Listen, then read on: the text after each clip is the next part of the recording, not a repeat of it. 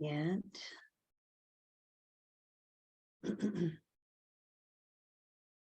Get you guys a QR code. This is just true and false. Kahoot. So this is going to go pretty quick. But just a good refresher. So the easiest way to get in is scan your QR code. If you're using the app or the website, you need a game pin.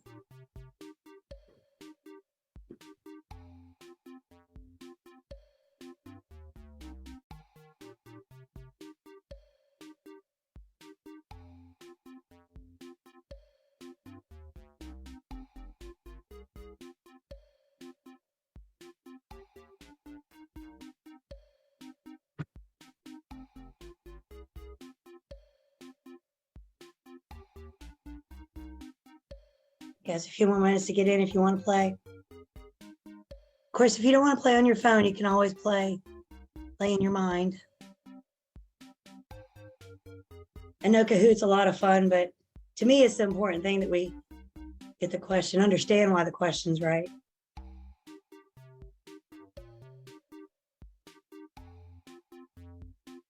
Is everybody in that wants to play? Good morning. All right, let's Kahoot. Again, true and false. Question number 1.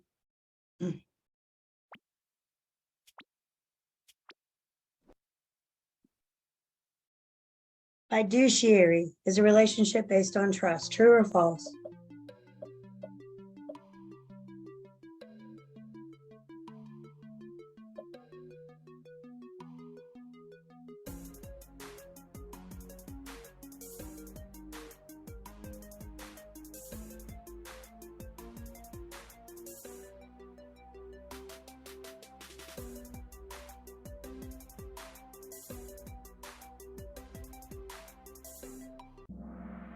Fiduciary is based on trust. That's right. When you enter into a fiduciary relationship with a principal, you're entering into a relationship with trust. That principal is your client. Now we're going to talk a little bit about how they become your client, how they become your principal. Know that we use those words interchangeably. Write that down. Principal equals client. They're used the same way. So how they become your principal, your client, is they hire us. And we'll talk more about that today. So this fiduciary relationship, once the principal hires us, they know that they can trust us. They know that they can trust us because they put us in this capacity of being their fiduciary, of being their advocate, of going the extra mile for them. And they understand that they can trust that. Questions on this one?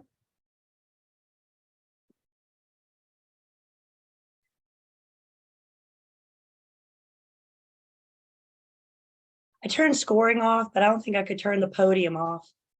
So Sabrina answered it fastest, followed by Joy and Kiki, Gio and Mary. Question number 2, agency is defined by consumers based on their expectations and experiences. True or false?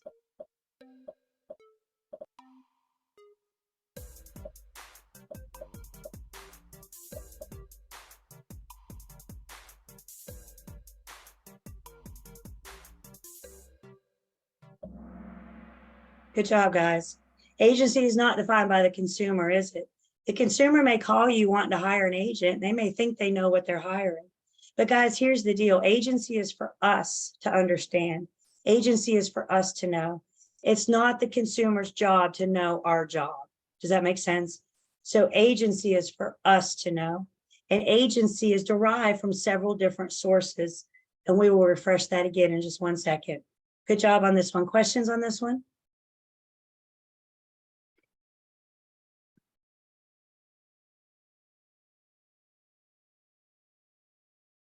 And let's see, no score but podium.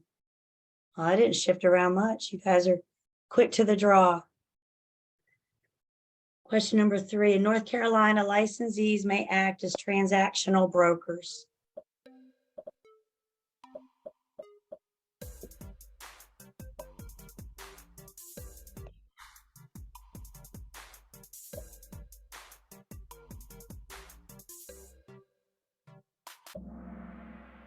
Ooh, this is a good one. So first off, what the heck is a transactional broker? In a transactional brokerage relationship, also known as a facilitator, there's no clients. In a transactional broker relationship, everybody's a consumer. Nobody has been hired. And in North Carolina, good morning. In North Carolina, in order for us to be involved in a real estate transaction, somebody has to be a client. Maybe it's yours, maybe it's the other agent. But in North Carolina, somebody has to be a client in order for us to be involved. So with a transactional relationship or a facilitator, it's not about the people, is it? It's about the transaction. So in North Carolina, somebody's got to be a client. Maybe it's yours, maybe it's not. Again, we'll talk more about that. In a transactional relationship, both parties are customers. And in North Carolina, we cannot facilitate that. Questions on this one?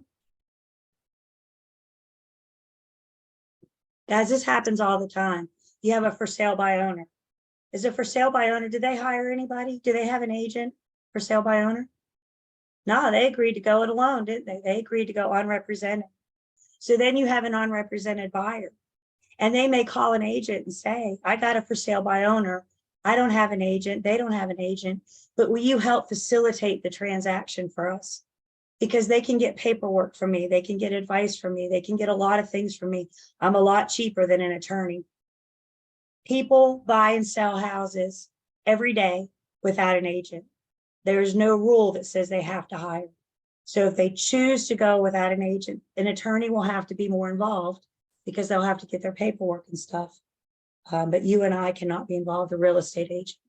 Questions on this one?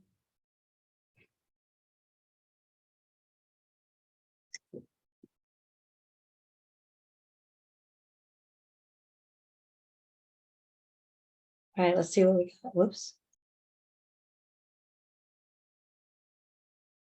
Sabrina's on fire. Jay and Kiki, Gio and Mary. An agent must be loyal and obedient to a customer.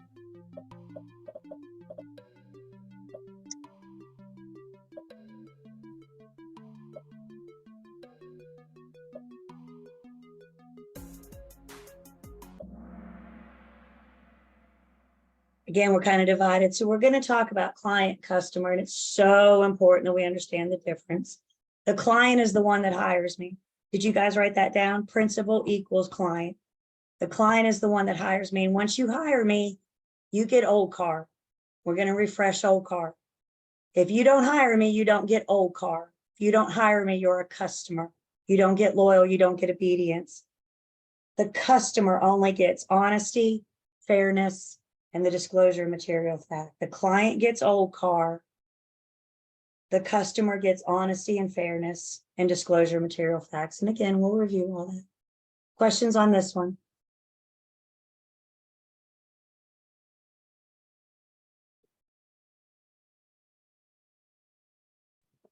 What did you say earlier? Principal equals what?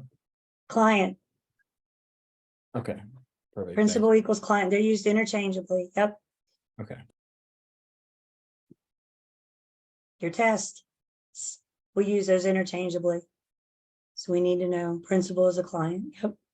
Everybody else is the customer. There's only two buckets I can put people in. Either you hire me or you don't. Either you're my client or you're my customer. Those are our options. Sabrina's staying on top. Jay Loya, you guys are staying right here. Mo is on fire. She's got 4 correct in a row. In a typical transaction, the seller pays the listing firm and the listing firm shares their commission with whomever brings the buyer. Typical transaction.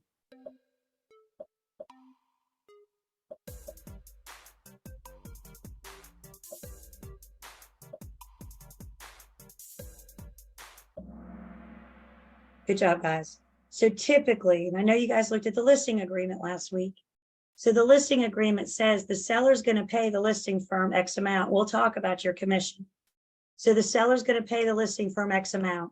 And then the seller or the listing firm, excuse me, the listing firm has to share their commission with whomever brings the buyer. Now let's talk about why I say typical transaction. Let's go back to that for sale by owner. If the for sale by owner, they didn't hire anybody, did they? So they didn't enter into any kind of listing agreement. They're unrepresented. They're going it alone. So shake your head, yes or no. Does the for sale by owner have to pay the buyer's agent's commission? Are they required to? Shake your head. No, they don't have to pay anything, do they? They can offer, they can if they want to, but for sale by owner, by go alone, they're not agreeing to pay anybody. So as a buyer's agent, if your buyer's interested in a FSBO, is what we call it, for sale by owner. If your buyer's interested in a FSBO, first thing I'm going to do as a buyer's agent is call that FSBO and say, I have a buyer client interested in your property. Would you be willing to pay me if they bought this house? And if the FSBO says yes, I'll say great. But if the FSBO says no, who's left? Who are the two parties of the transaction? You have the seller and the buyer. So if the seller won't pay me, who's left? The buyer. And that's what buyer's agency is about. I think a common misconception with buyer's agency is that we don't have to talk about commission with buyers, because typically the seller pays the commission. But what if you have that buyer going after for sale by owner? What if you have the buyer going after something that's listed in MLS, but the advertised commission is less than what your firm expects to collect? Let's say, for example, your firm works with buyers and they expect to collect 2% for every buyer they work with. I'm just making numbers up. So they expect to collect 2%, and that's the agency agreement you enter into with your buyer. And then they find something in MLS and you look in MLS and they're only offering you 1%. Is the seller offering you enough? Is the seller offering you what your firm expects to collect? No. So you collect the 1% from the seller, and then who do you call for the other 1%? Who's the other party? Your buyer. So always remember that, you guys. Our agency agreements, which we will talk about, and we will look at your commission, but your agency agreements were always, specifically the buyer's agency agreement says, I'm always going to ask the seller first. But if they can't or won't, you're up. Yes, ma'am. So we sold a house recently, and it was a good price. But I'm wondering if this is what happened. And I didn't, I mean, the amount was like 2 point something for the buyer. The typical amount you see, like the 2 point. No typical, but okay. Something like that. I don't remember what it was. It was about 6 weeks ago or something. And then after everything was done and we were actually signing closing paperwork, they came back to us and had us sign paperwork for the buyer that they wanted.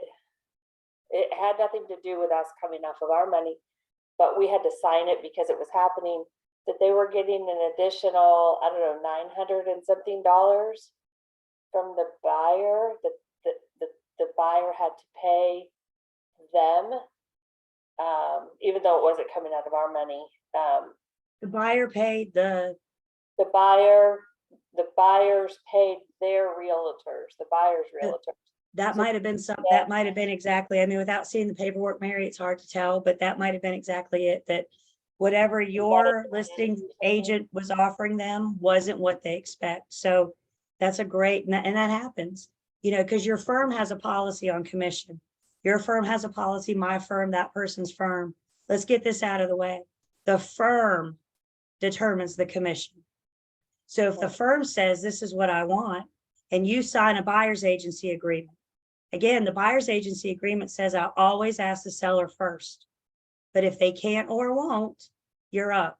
So if what your listing firm was offering wasn't what the buyer's firm expected to collect, now why you had to sign it, that's the piece I'm not sure. It was in a different state, so I don't. Okay, all right, and that could be something too, because I don't know other states, but Yeah, guys, back to commission. The seller typically pays the commission. But if they can't or won't, our buyer's agency agreement covers our commission as well. And I want you guys to get that now, because I'm going to ask you guys at some point today or Thursday or next week, I'm going to ask you guys, who pays my commission? And you're all going to say, oh, the seller. Well, typically, yes, the seller. But what if the seller won't? Now who pays your commission? Who's going to pay your commission? The buyer. There's only two parties to the transaction, you guys. If the seller's not going to pay it, the buyer's not going to pay it, who's left? Everybody with me? Are you working for free? Hands up if you like working for free. Come on, where are you? I know you do. No, what? I get a big thumbs down from George. We got to understand where our money comes from. Do y'all think it's important you know where your money comes from? Everybody shake your head. Yes. Everybody. Yes. Okay. All right. So we'll revisit. We'll talk about Excuse commission. me. Yeah. I have a question. So in this instance, when like the buyer or the seller doesn't want to pay your commission, do they have to split it, or is it come down to lawyers getting involved and things like that? Well, see, this is why we have agency agreements. Agency agreements are contracts. So once they sign something saying, I agree to pay you, they're locked in. And if they Right. come back Okay. later and say, no, I'm not going to do it. Yeah, we got a legally binding document in our hands, don't we? Now, I need you guys to remember something right now. Everybody remember something right now, please. The agency relationship is with the firm. The agency relationship is with the firm. It's not with the individual agent. So if you, the individual agent, aren't paid what you think you should be, can you go sue that buyer and seller? Can you take them to court, you, the individual? No, because you, the individual, doesn't have a relationship with them, do you? So if anybody's going to sue for commission, it has to be the firm, because that's what the contract says. Always remember that. The firm is the agent. The firm is the agency relationship. Thank you. Kydrea, you were breaking up. So did I get your question? Did I? Okay, good, good.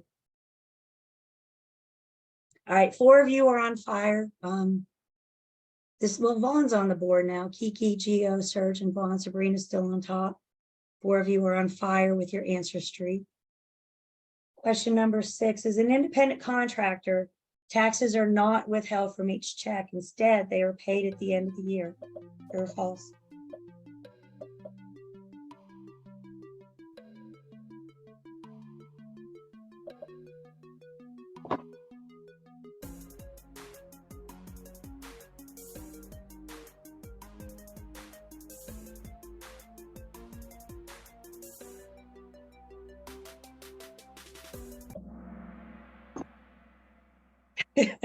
Again, we know where our money comes from. We know what happens to it, doesn't it?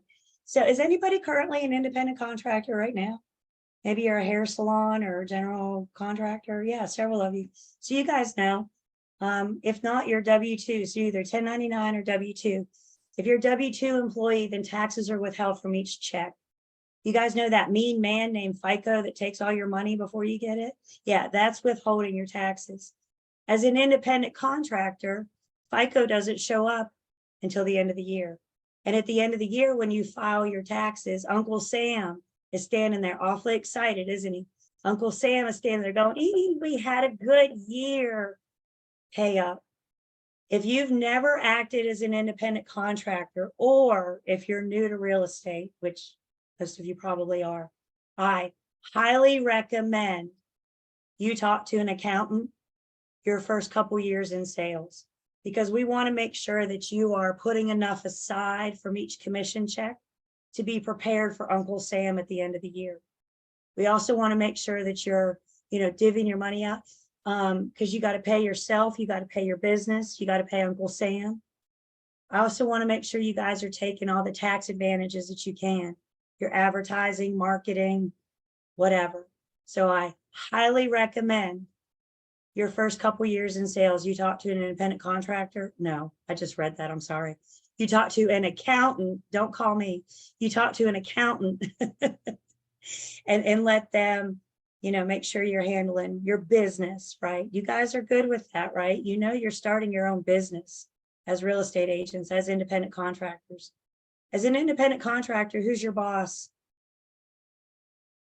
Yeah, you are. So if you come home from work tonight complaining about your boss, you better go look in the mirror. Questions on this one?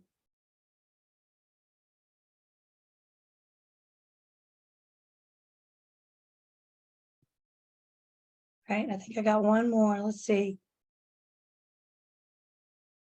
Sprita, Kiki, Geo, Vaughn, and Dee's on the board.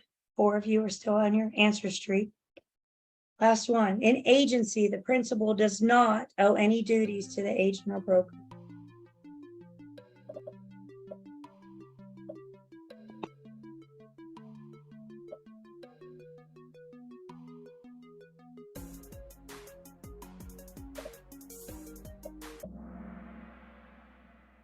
Correct. The agent, or excuse me, the principal does owe duties to the firm and the individual broker.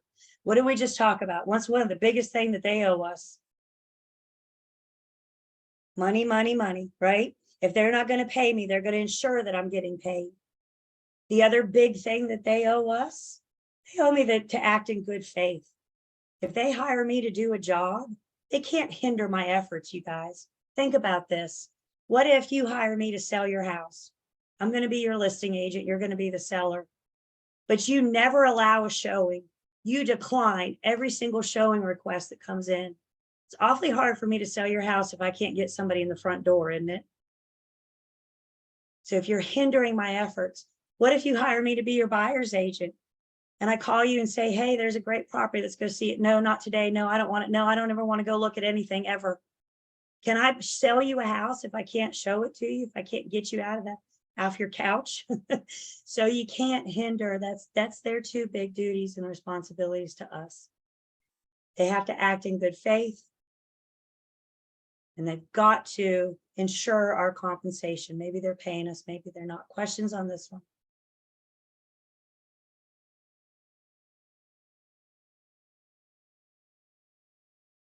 All right, well, that was pretty good. They thank us for participating. I just wanted to, like I said, just kind of see where we were, get that started.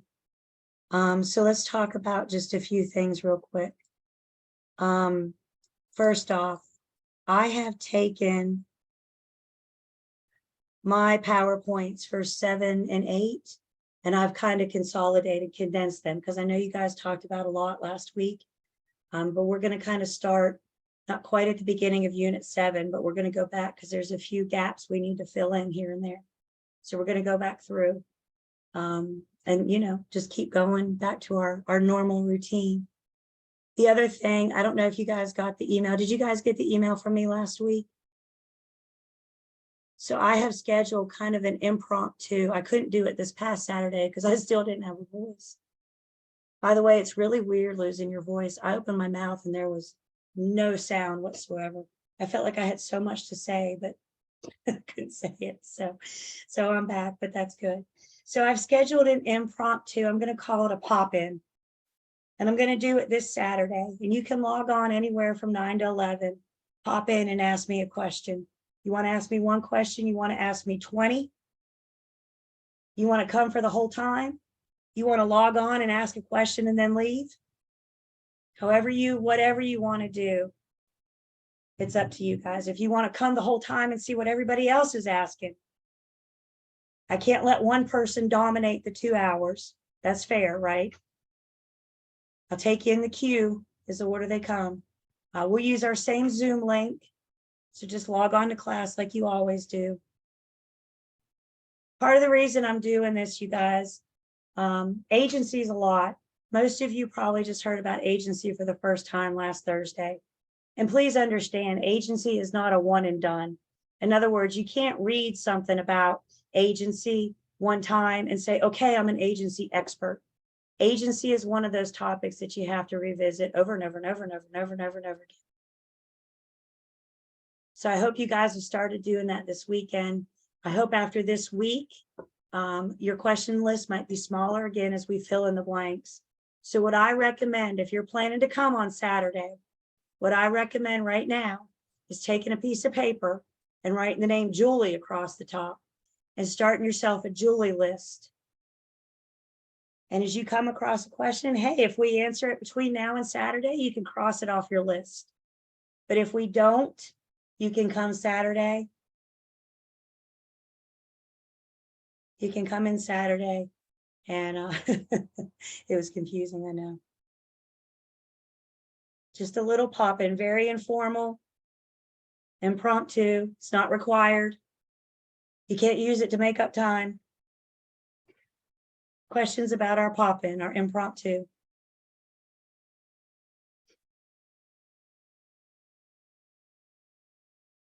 Again, you guys, agency is not a one and done. If you leave class on Thursday and you think, haha, I got it, agency, I'm good. I'm telling you, you did it wrong. You need to keep going back and reviewing it between now and your exams. Don't put it down and walk away from it after we're done with it. Fair enough? The other thing about the pop-in I want to say, I'd like to keep it to agency, to units 7 and 8. If we have time, if I have dead air, I'll answer a question from a previous, from 2 through 6 or 20, but I'm not going to discuss anything that we haven't talked about as a class yet. So don't come in asking about material we haven't covered yet. That's not what this is for. This is our rear view mirror. Everybody good? Questions? Comments?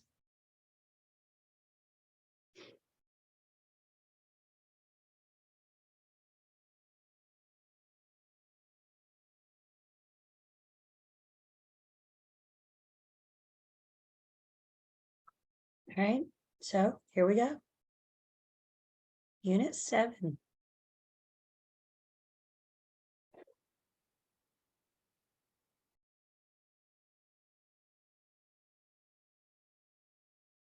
So to fill in the gaps, you guys have talked about agency. We're going to talk a little bit more about it, different types of agency relationships.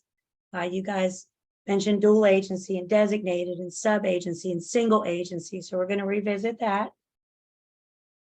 There is a difference in the customer and the client. So we're going to break that down, what our roles are for each.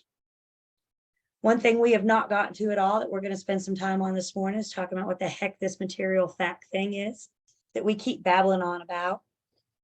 And then we're going to discuss our working with real estate agent disclosure. The key word to this last bullet point is disclosure. I have got to disclose to consumers where I stand in the transaction. We have to start off on a fair and equal level playing field. And that's the purpose of our working with real estate agent disclosure. I'm going to ask, as we're going through unit 7, guys, unit 7 does not say much about your commission. We will talk about your commission in unit 8. Please don't ask me about your commission. I will get you paid, I promise. But guess what? Before you can be paid a commission, you have to understand, define, and be able to explain agency, because you are the one creating agency with the consumer. And if you can't create agency, you can't get paid. So to get paid, we got to get through unit 7. So I promise I will talk all about your commission in unit 8, but please, I know that's the #1 question on your brain right now. When am I going to get paid and how much? But you got to put it off to the side, because we got to create and understand agency first before I can get you paid. Everybody good with that? All right. So first, let's just look at some verbiage, some terminology. We need to know who's working with who. And on the left-hand side, you have the buyer. And the people working with the buyer may either be referred to as the buyer's agent, the buyer's firm, the buyer's broker. Are we learning all these words are used interchangeably? Doesn't that make that fun? Also hanging out with the buyer over here is the selling agent, the selling firm, the selling broker. The ing is the verb.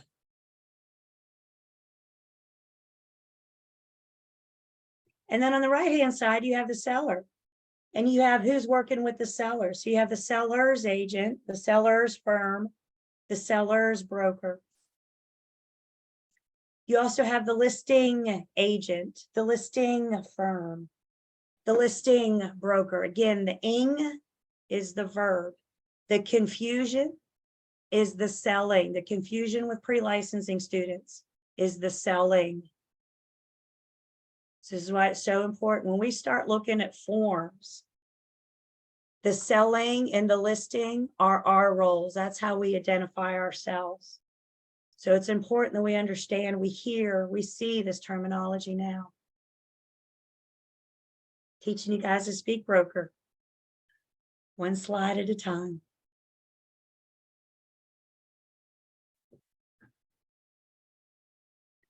Another thing I want to point your attention to is Commission Rule A.0104. Now we're going to start introducing you to license laws and commission rules. I'll talk more about that in a second. And this unit really starts getting into law and rule. And I'm not going to ask you guys to read all the laws and all the rules. I'm going to ask you to read some of it. I'll tell you what I want you to read when we get there. So for right now, I want you guys to make a note. I want you guys to sit down and read Commission Rule A.0104. I have that for you in our online learning system in our Julie folder. I will show you in just 1 second where it is. Well, some point today before we leave. I will show you where in the online learning system it is. But I think you guys should sit down and read Commission Rule A.0104. It's 2.5 pages. It's not an easy read because it's rule. Have you guys ever sat down and tried to read law before and rule before? Boring. So maybe you take those 2.5 pages and you break it up into sections. You break it up into chunks. Once you're done reading Commission Rule A.0104, I want you to sit down and read it again. When you've read it a second time, what the heck? Why not read it a third? Do you think Commission Rule A.0104 is important? Other than the big shiny. This is the rule on our agency agreements and disclosure. And again, I got this for you guys in our Julie folder. I will show you in just 1 second where it is. So Unit 7 starts on page 134. And we start by understanding this idea of the law of agency. Now, understand the law of agency. It's not one law. That's pretty misleading, isn't it? The law of agency. But guess what? It's not one law. It's comprised of several different pieces. It comes from different sources. It started with the common law of agency back in the days of England when we served a king. How we served that king was defined by the common law of agency. Throughout time, the law of agency evolved. And while we adopted a lot of those principles from common law of agency, we also were introduced to some new theories. Contract law helps define agency. Anytime somebody takes somebody to court, put real estate aside for a second, pretend real estate doesn't exist. Anytime you take somebody to court, it's very real. We might get a new law or a new rule, right? That's how we get laws and rules, right? A lot of times it's the result of a lawsuit. All right, bring real estate back into it. Now you sue somebody for agency. So contract law, court law helps evolve the law of agency. We also have license law. License law is general statute, GS, North Carolina General Statute. Guys, this is state law. NCGS 93A is real estate license law. Don't need to know that. I got a few things on that I need you to know. And again, when I need you to know something and read something, I will let you know. In addition to license law, to state law, the Real Estate Commission also has the power to create their own rules, and that's referred to as commission rule. So the four of these together help define the law of agency where we are today.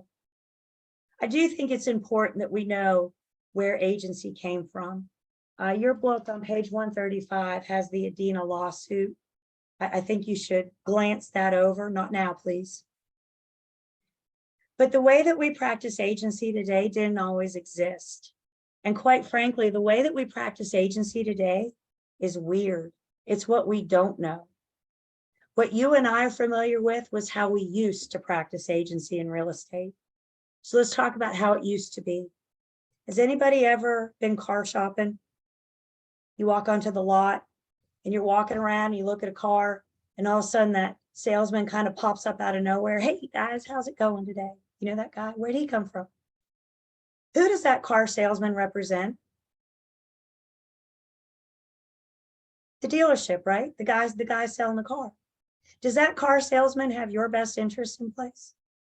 They want to put you in the best car, give you the best deal, give you the best product they possibly can? No. What's their role? Their role is to sell a car for their firm, for their owner, for the owner of the dealership.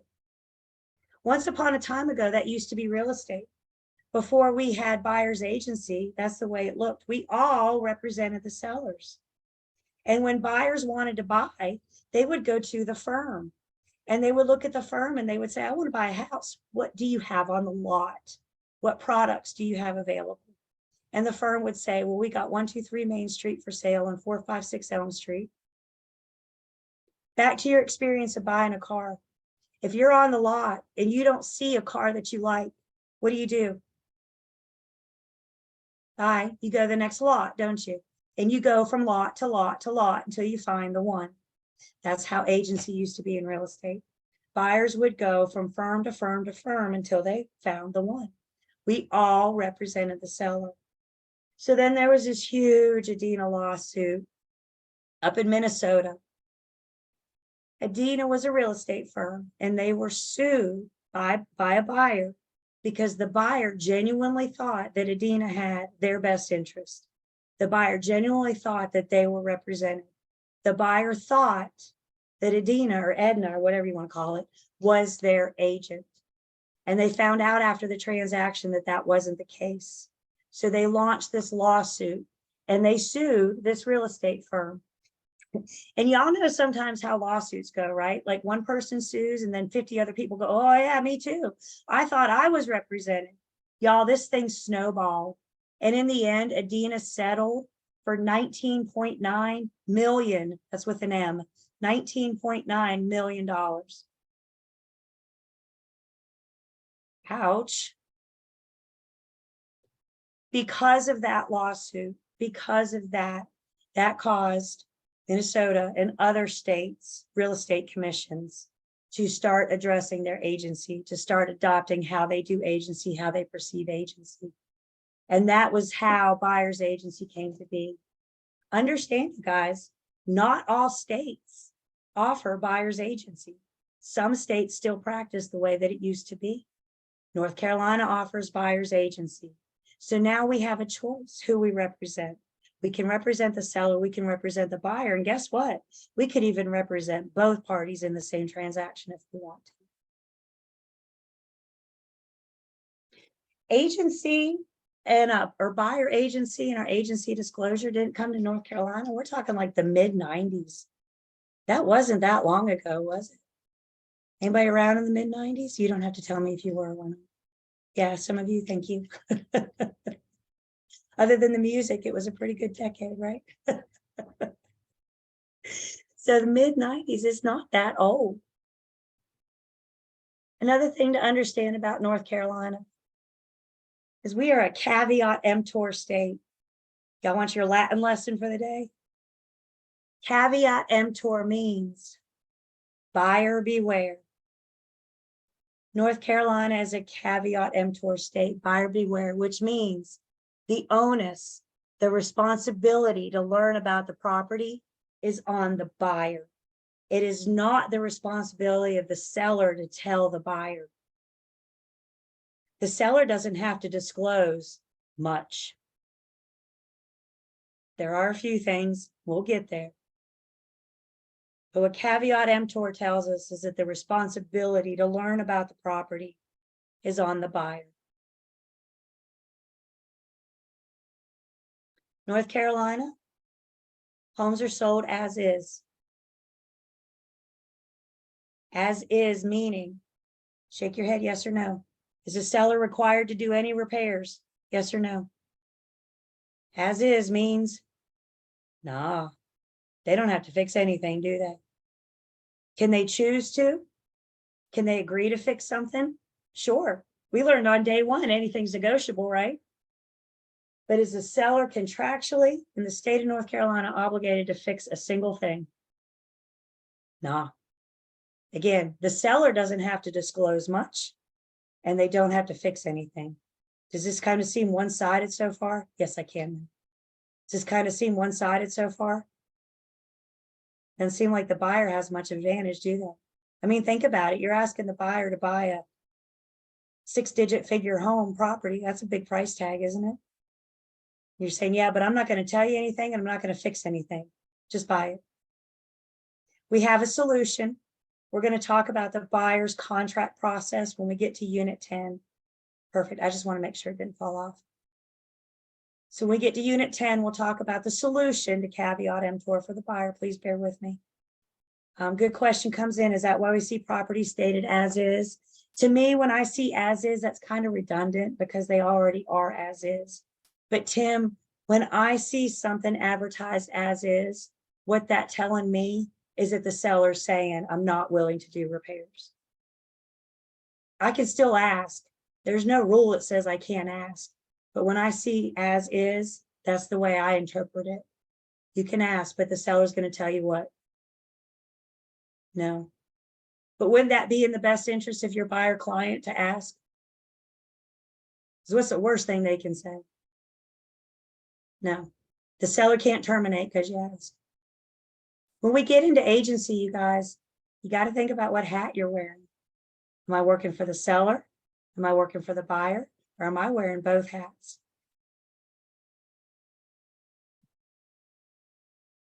So the client versus the customer. Understand the client, my coffee cup away. The client is represented. Excuse me if I misspell. The customer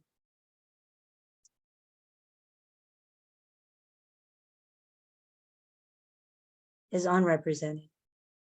The client is the one that hires us. The client is the principal.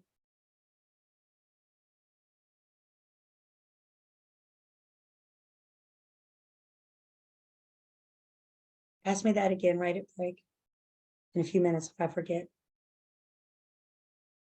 So the client is the principal. They're the ones that are represented by you in the transaction. We work for our client. They're the ones that hire us. The client's the boss. They hired us. Everybody else is the customer. The customer is the one that doesn't hire us, and we're going to work with them. A lot of times I'm going to work with the customer because that's what's best for my client. Isn't it in my client's best interest to get through the transaction? So if I have to help work with the customer to get them through, I'm not doing it for the customer, am I? I'm doing it for my client.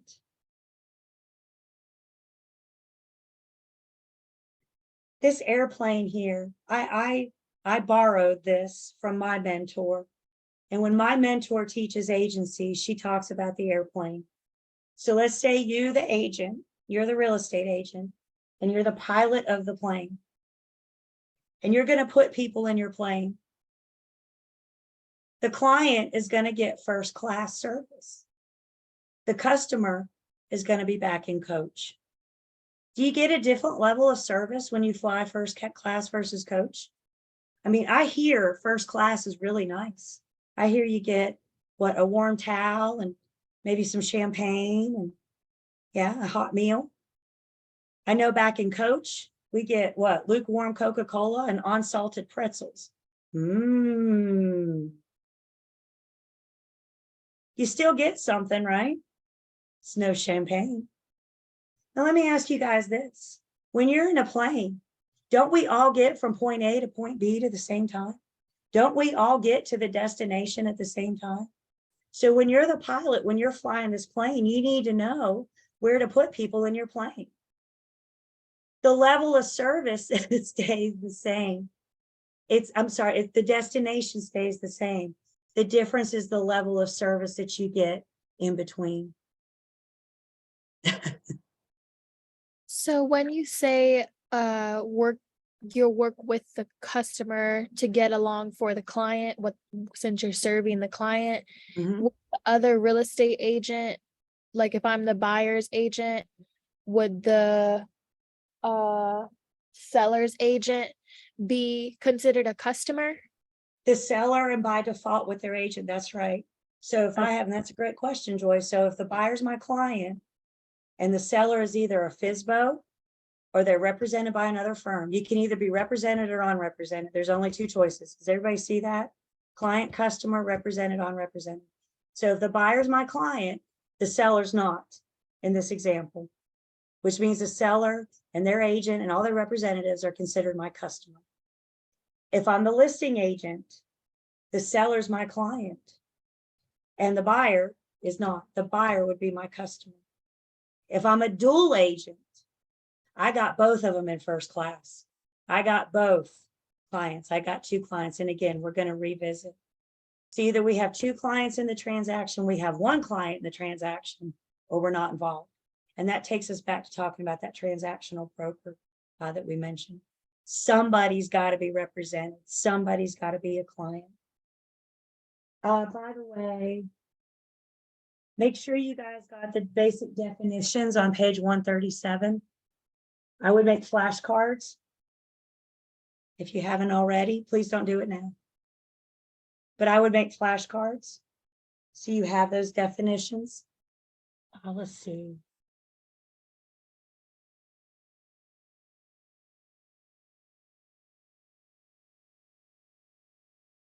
Yeah, somebody's in the chat talking about the difference in markets.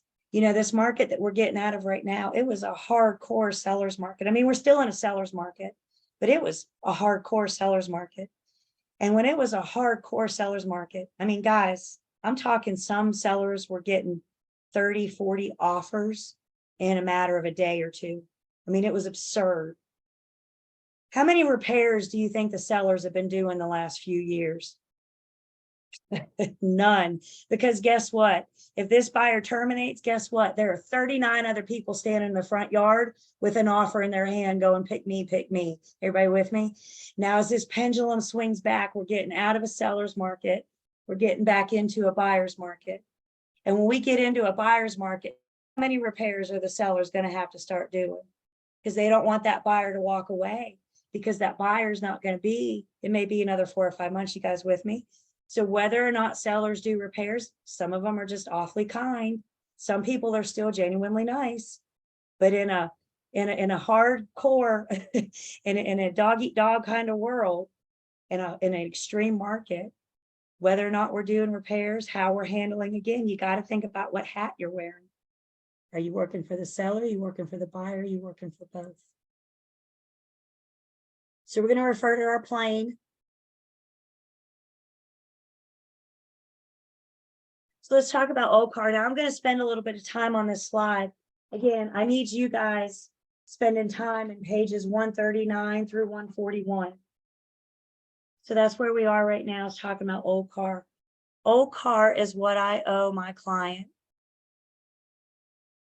How do you become my client? You hire me. You want OCAR? You got to hire me. You got to enter into an agency agreement with me. Everybody understand this about agency right now? Do I have everybody? Agency is not about you. Agency is about your principal. Agency is about your client. Agency is about the one that hires you. It ain't about you. Yeah, I busted it ain't now. So when they hire us, we owe them OCAR. We owe them certain duties. This is that fiduciary. They trust when they hire us that we're obedient. They trust that we're going to act in good faith at all times. We're going to be obedient. We're going to follow our clients' lawful instructions. Hear that word, lawful. Nobody can make me violate laws. May that be police laws. May that be license law. May that be commission rule. Nobody can make me violate laws. So I'm obedient, and I follow their lawful instructions. Guys, remember, I'm not the decision-making party. I'm the fact finder. I'm helping them gather the information so they can make an informed decision. And if they say, this is what we're going to do, as long as it's within the law, I'm going to say, okey doke, because they are the principal, they are the boss. We're going to be loyal to our client. We're going to put our client's best interest above all others, sometimes maybe even my own.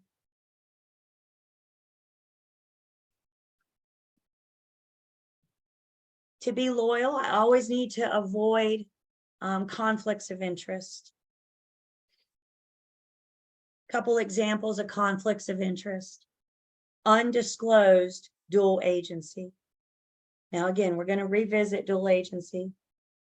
But one thing we know about dual agency is that it's intentionally created with informed written consent. We just don't start acting like a dual agent. We've got to have the conversation. We have to have permission to be a dual agent. If I were to start acting like an undisclosed dual agent, or excuse me, just start acting like a dual agent, that'd be a conflict of interest. Another conflict of interest. What if I'm selling a property that I personally own? My name is on the deed. I can be the listing agent, no problem. I'm representing myself, no problem. Do you think it'd be fair for me to represent the buyer in that transaction? Absolutely not. Because OCAR says I have my client's best interest, yes? But let's be honest, if my name's on the deed, whose best interest do I actually have? Julie's, all day long. That's a conflict of interest. Somebody else in my firm could work with that buyer, but I could not. Everybody with me? So we have to be loyal. We have to place their interest above all others, sometimes even our own. Disclosure. Disclose, disclose, disclose, disclose, disclose, disclose, disclose. When in doubt, guess what? Disclose. We have to keep our principals informed at all times of any facts that may influence their decision. If you learn something about the property, disclose. If you learn something about the other side of the transaction, disclose. Anything. Now, I don't care what you had for lunch today. Anything about the transaction, anything about the property, the people, we've got to keep our parties informed.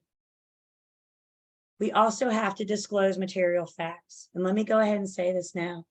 We always have a duty to disclose material facts. Did you hear my absolute word? I don't care who you're talking to. Are you talking to a client? Are you talking to a customer? Makes no difference. We always have a duty to disclose material facts. And again, we're getting to material facts in just one second. If we take disclosure and break it down just a little bit, specifically, disclosure when I'm working with sellers. There's a commission rule that says I have to disclose all offers to my sellers. I have to present all offers, every single one of them. But Julie, what about the lowball offer that's just going to make the sellers mad? Do I really have to present that? Commission rule says we present all, another absolute word there, every single one of them. When you're working with sellers, if somehow, I don't know how you learn it, but if somehow you learn about your buyer's intention, the buyer's intention to buy the property and sell it for a profit, we have to disclose that to our sellers. Wouldn't that only be fair for them to have that information when they're making a decision? Remember, I'm the fact finder. Hey, this buyer is going to buy this property. Their intention is to do this, and then they're going to sell it and they're going to make money. Doesn't your seller have the right to know that? There are no secrets, you guys. If we learn, again, still working with sellers, if we learn of the buyer's ability to purchase at a higher price than what they offered, don't I have to disclose that to my seller? Again, there are no secrets.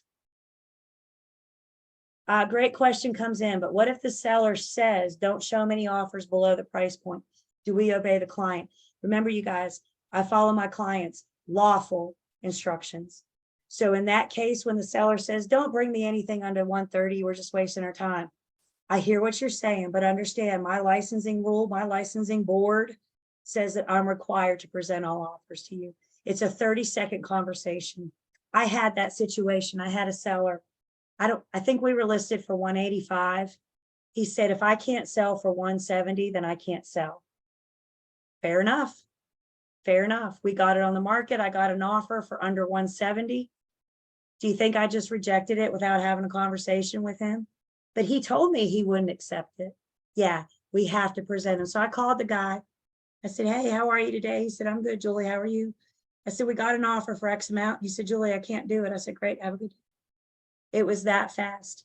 Now I still had to send him the offer, but guys, what if something happened to his financial situation last night and he hadn't had a chance to update me yet, and he had to sell that house no matter what, and then he found out I rejected an offer on his behalf? Do I have a happy principal? No, I'm not the decision maker. So whether or not, even if they say, it was a 30-second conversation. Good question. We also have disclosure to buyers when you're working with buyers. With buyers, once we learn of any known deficiencies of the property, I've lost my mouse. There it is. Once we know of any deficiencies about the property, maybe the seller chooses to disclose. Maybe the listing agent tells you something. I don't care how you learn about it. Doesn't matter how you learn about it. Once you know, and you can't unknown. Another thing when working with buyers, any information that may help their negotiation power, anything that we can do that can help them negotiate for a lower price. One thing we look at when we're working with buyers and we're writing an offer is in the multiple listing services in MLS, and it's called days on market. And the average days on market varies from market to market. So a couple years ago, the average day on market was like 2. Now we're up to like 10, so I mean, we're seeing a days on market increase. But if we get to a point where the days on market in this market is like 60, isn't that something that I might want to disclose to my buyer, share with my buyer? I don't know why they haven't sold in 60 days, but I know in this market, they should. So maybe I can get my buyer in for a low. I don't know why the seller's selling, and I don't know what their lowest price is. But don't I have leverage because I know this thing has been sitting on the market for 60 days when the average home on market's been sitting for 10? This takes me back to our discussion last week about being the experts of your market, knowing the average days on market, knowing the inventory, knowing the product that you have for sale. Still talking a little bit about disclosure. When you're working with both buyers or, whoa, what the heck? Sorry. There we go. When you're talking about disclosure, whether you're working with buyers or sellers, we always disclose, again, material facts, zoning, roads, private, public streets, all those things we talked about in previous. Disclose, disclose, disclose. Any questions about old? Haven't made it to car yet. Any questions about old?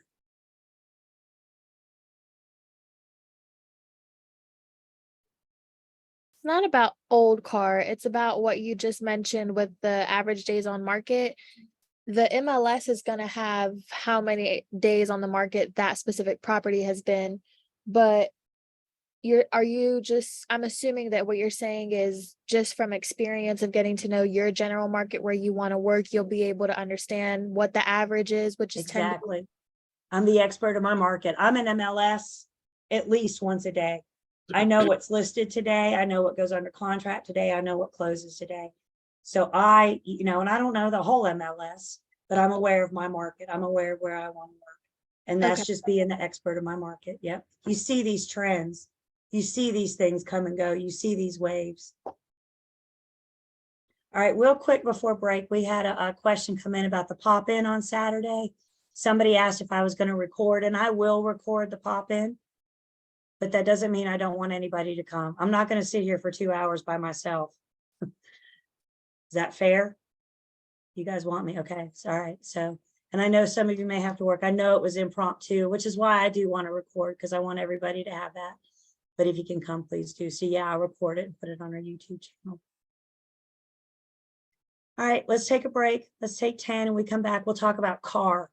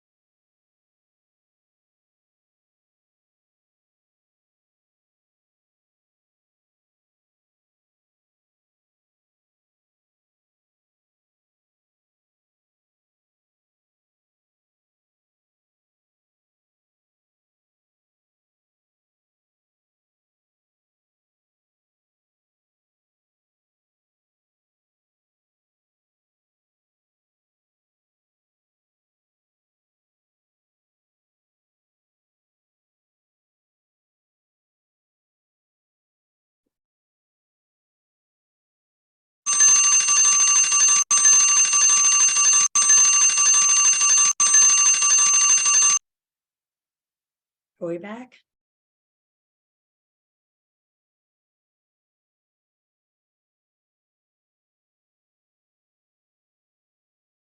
Welcome back. So I'm going to go ahead and take attendance.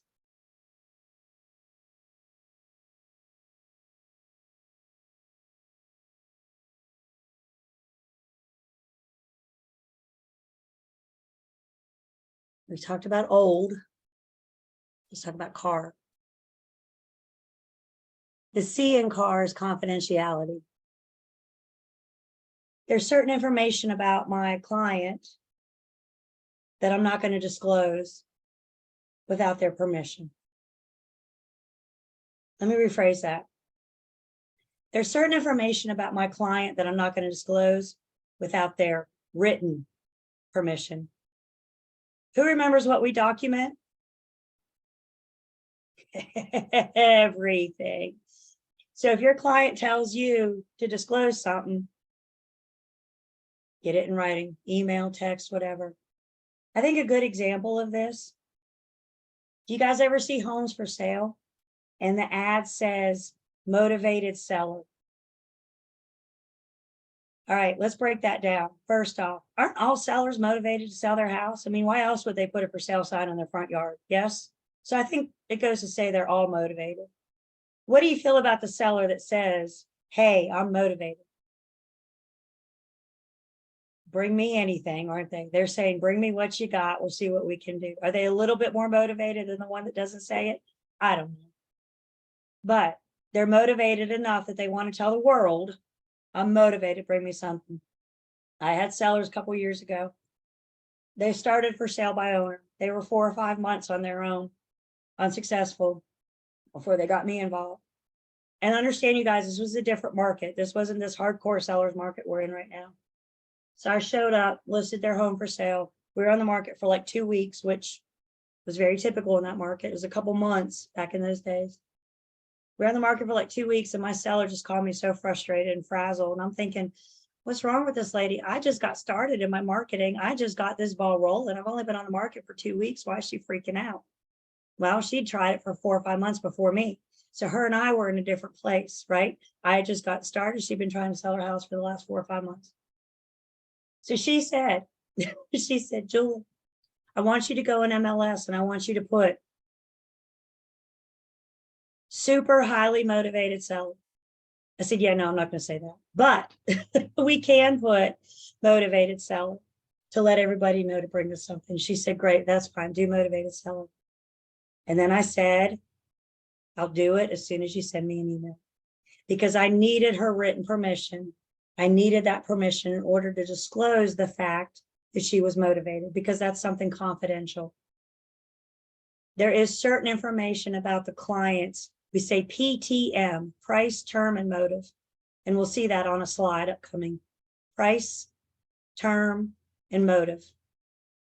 Whenever we have certain confidential information about our clients' PTM, we're going to keep that to ourselves unless we have written permission to do it otherwise. Think about it this way. I tell my client everything about my customer.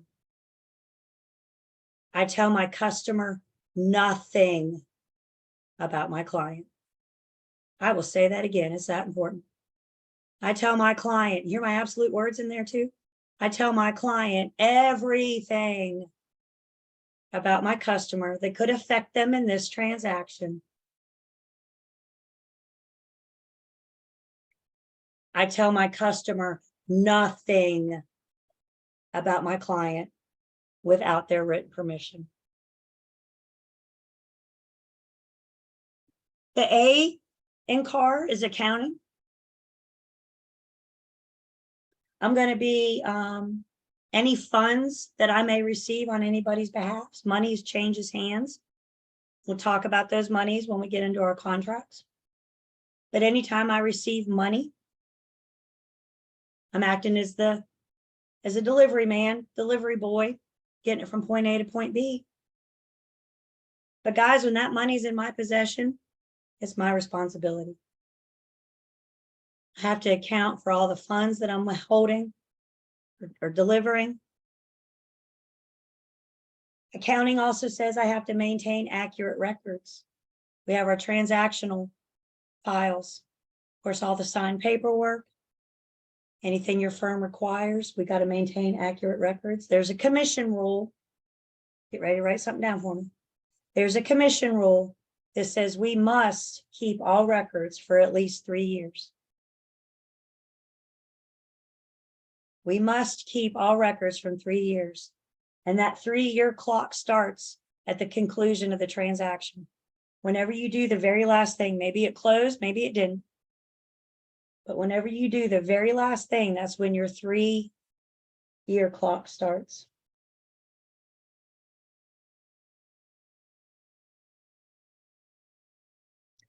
We don't talk about that, but yes, that's what I do. Everybody gets their own folder. So A is accounting. When we get into unit 21, we're going to look at closing disclosures, and we're going to calculate how much your buyer has to bring to closing. We're going to calculate how much your seller should get from closing. That falls under our duties to our principal. That falls under making sure that we're accounting for their funds. And then this last one is probably the catch-all, but I think it's the most important. The R in old car says that we owe reasonable skill, care, and diligence. Reasonable skill, care, and diligence in part says, just because I can doesn't always mean that I should. Let me ask you guys a question. When you get on the interstate and the speed limit says 65, how fast do you go? You know if you're lying to me right now or not. How fast do you really go? Just because you can go faster than 65, does that mean you should? If you get pulled over going, look at you guys, 80 miles in a 65, I hear you. So when y'all get pulled over going 80 in a 65, are you going to look at the cop and say, but I could press my right foot a little bit harder on the pedal and make it go, I can go faster than 65. The cop's going to say, oh, well, your car goes faster than that, so don't worry about it. No, that's what we mean, guys. This class is teaching you your speed limit. This class is teaching you your parameters and the areas that you can. And we got to stay in those parameters. Can you go outside of those parameters? Can you? Yeah. Can you speed? Yeah. Are there consequences for your actions? Yes. And that's what we're doing. We are in NASCAR country. Mary's getting it. Y'all start saving money for your, when you get with your accountant, find out how much you need to set aside for your speeding tickets too. Depends on how motivated my client is, if they really, really have to get to that house, right? So let's bring this back into real estate. Let's get off the highway. Let's come back into real estate. So remember last week, I think we talked about, you know, my license says I can handle any transaction as long as the property is located in the state of North Carolina. That's what it's about, is where the property is located. But just because I can work the entire state of North Carolina, should I? I mean, not unless I'm willing to learn all the markets and everything about all the counties and the cities and the municipalities. And that's where that reasonable skill, care, and diligence comes in. Another example, I'm residential. I do residential sales. I have very little experience with commercial sales. One thing I've always heard about commercial and what I know about it is it stands to be true. Commercial is a totally different beast than residential. And my little bit of experience with commercial is on the back end, the administrative end. So when it comes to actual commercial sales, I have zero experience in commercial sales. So when my best friend calls me and wants to buy a large commercial property, can I assist her with that? It's in North Carolina. Can I assist her with it? Yeah. Should I? Well, that's for you to decide. And that's what reasonable skill, care, and diligence says. Does this make sense? If I'm willing to learn about it and everything there is to know about it and make sure I'm handling the forms, I mean, I'm pretty much devoting 24/7 into learning the commercial business to help my bestie buy a building. If I do agree to do it, does this make sense? If I'm not willing to go that extra step, reasonable care and diligence says, well, maybe you should refer it to a commercial agent and get yourself a referral fee. Because what's in the best interest for my best friend? For me to learn as I go when she's buying this multi-million-dollar commercial building? Or for me to refer it to somebody that does know? Does this make sense? That's what reasonable skill, care, and diligence says. And some of these questions I can't answer for you guys. Some of you may be willing to show property from Manteo to Murphy. I don't know. That's where you need to ask yourselves, what's my reasonable skill, care, and diligence? Understand, you guys, when the principal hires us, when they bring us on board, their expectations is that we know more than the average person. That's why they hire us. If they knew everything we knew, then why would they hire us? Everybody with me? So the expectation is we know more. And we can use our skills and our knowledge and our care and our diligence to act on our principal's behalf. Some examples, again, break it down a little bit, talking about working with sellers. You know, a common question you're going to hear at the listing appointment. The seller's going to look at you and say, well, how much should we put it on the market for? Does reasonable care, skill, and diligence say, I'm just going to blurt a number out? No research whatsoever. I'm just going to say, this is what you should list it for. I think reasonable skill, care, and diligence says, I do my homework. I do some research. I look at closed comps. We're going to talk about that. I do some research to find out what an acceptable, a reasonable asking price would be. Flip that coin. You're working with buyers. The buyer looks at you and says, oh my gosh, this is my dream home. How much should I offer? I'll just offer the asking price. I'm sure that's fine.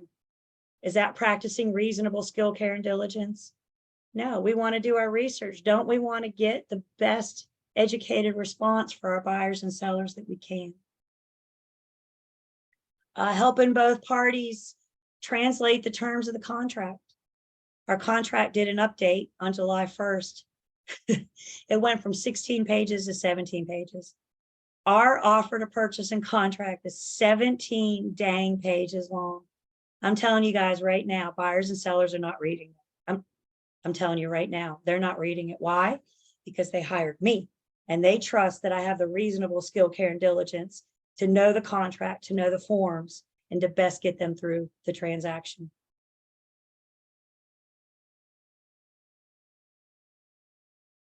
So if old car is what we owe our client, as we said, the duties we owe our customers, let's rattle these off together. We owe our customers honesty, fairness, and the disclosure of material facts. What do we owe our customers? Honesty, fairness, and the disclosure of material facts. Y'all see loyalty on here? You see obedience, you see confidentiality. What do we owe our customers? Honesty, fairness, disclosure of material facts. It's the difference of getting first class treatment versus getting coach.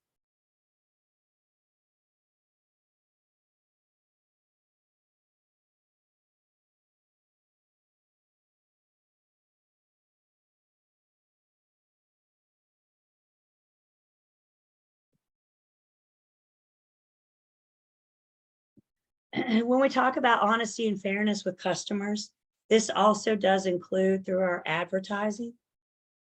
We can't put in incorrect information in our advertising. Now, those of you that have been watching MLS listings for years and years and years, you probably read the remarks. And you may know that we like to use a lot of fancy adjectives to paint a picture of our listings, right? Especially now that we have that chat GPT. Oh my God, listing remark comments. Those games have upped. You read those things now and you know the agent, you know darn well the agent didn't write those. That came from some kind of AI thing. Clever, hey? We need to make sure that our advertising, that these descriptions in our advertising don't cross the fine line to a flat out lie. Puffing is allowed. Puffing is an exaggerated opinion. Just make sure it's an exaggerated opinion. There's a fine line in this is the best house on the block, that's puffing, versus the only house on the block. Assuming it's not, that would be a lie. Puffing, just be very, very careful that it doesn't cross that fine line. but we need to be honest and fair even in our advertisings. And if you're going to go the Chat GPT route, just make sure you preview those things before you put it out for the public. Y'all know how the internet works, right? Once you hit submit, it's out there. We will get to that, Damon, bear with me. All right, starting on page 142, we have danced all around these material facts. So here we are. Before we break it down, let's just understand with material facts, it's such a broad definition. And the broad definition of material fact is anything that a reasonable person would consider relevant when making a decision. With that broad definition, could I consider something relevant that you don't? Could I consider something important that you may not? This could be subjective, right? So what the Real Estate Commission has done, they've helped us out. And they've taken that very broad definition and they broke it down into specifics. And I'm at the top of page 143 if you don't want to recreate the wheel. Specifically, the Real Estate Commission says material facts are facts about the property itself. Does the roof leak? Does the basement flood? Is the foundation cracked? Electrical issues, termite damage.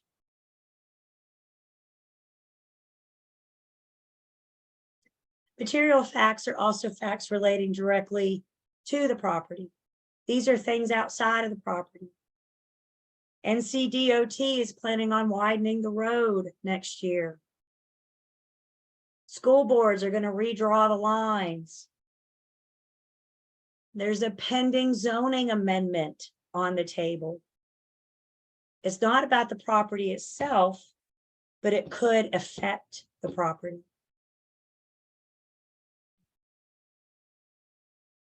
This third one, I think, is the one that's the most confusing. Material facts are also considered ones that are relating directly to the ability of your principal to complete the transaction.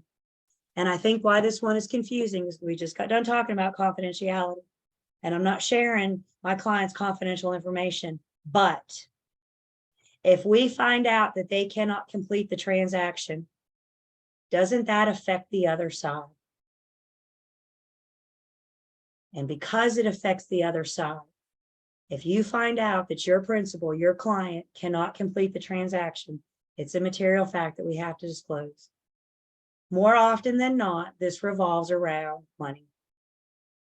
If we go under contract and you find out your buyer can't get loan approval, they can't get loan approval, they've been denied. Can they buy the house without the loan? Most of us can't unless you got a mattress full of stuff to cash somewhere, right? Most of us can't. Does that not affect the seller if the buyer's loan's been denied? So even though that the buyer may think that's confidential, wouldn't you, the buyer, think that's confidential? It affects the other side because your buyer can't close. Flip that coin. What if we go under contract and your seller starts the foreclosure process? They're going to lose the property to foreclosure. Doesn't that affect the buyer? So whenever we find out that your principal, your client, cannot complete the transaction, that's a material fact that we have to disclose because it affects the other side. And then the last thing that's a material fact is it's separated for a reason. It's not necessarily a material fact to the world, but it's a material fact to me. And this takes me back to one of my super simple philosophies. If it's important to my buyer, then it's important to me.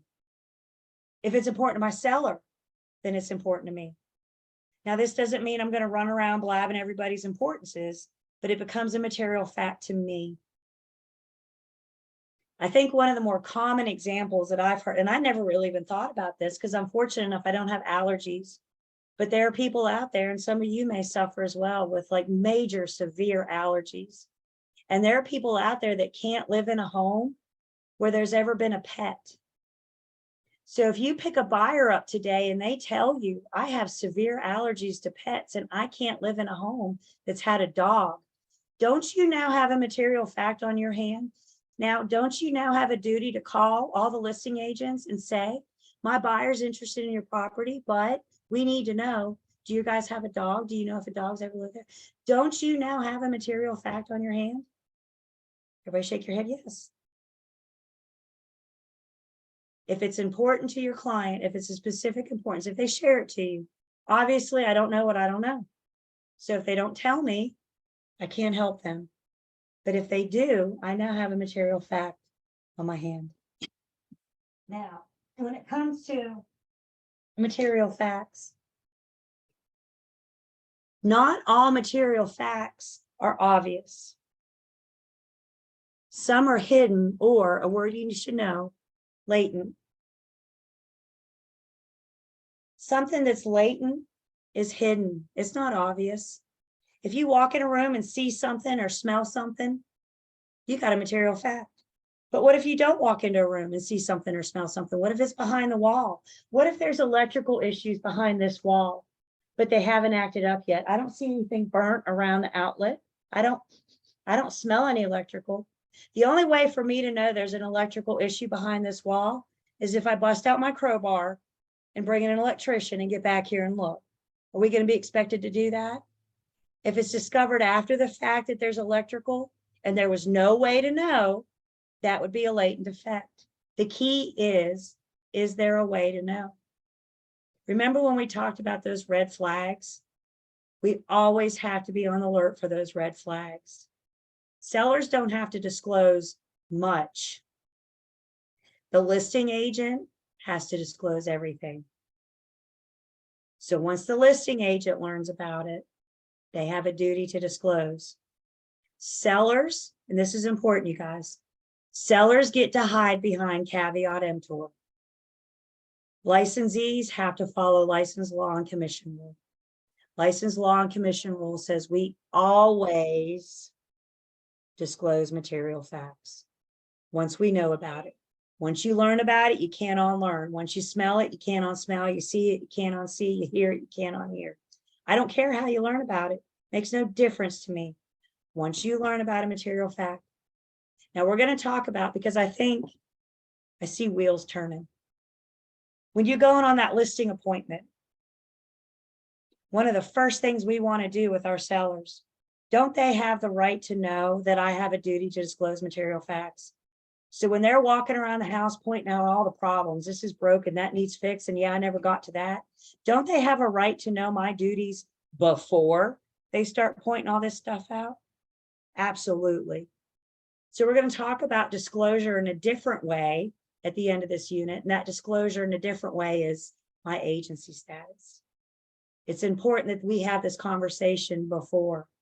The seller can make the decision to keep their mouth shut. But once they go around and say, oh yeah, broke, I now have material facts on my hands. Hands down, material facts are the biggest reasons why listing agents and sellers butt heads, period. And having these conversations up front, setting the expectations up front. Don't let your seller say, oh yeah, the basement floods every spring. What is it? Is it July? Yeah, the basement floods every spring. Well, you're going to have this thing listed and sold before the spring market, right? So can you just ignore it because you're going to be long gone because when the spring rolls around and the basement starts flooding? We've got to disclose that. And do not look at your seller and say, oh, the basement floods. I got to tell all potential buyers. Again, we have these conversations up front. We set these expectations up front. I said this at the beginning. I'm going to say it again. You guys will hear me say it several more times. It's not their job to know the parameters of my job. That's my job to know my job. And that's what we're doing in Unit 7 and 8. There's been some things in North Carolina that are deemed automatic material facts. Like dang it, why do I keep doing? Because I'm not standing, so my perception's off. So sorry about that, you guys. I'll try and get this. Maybe not.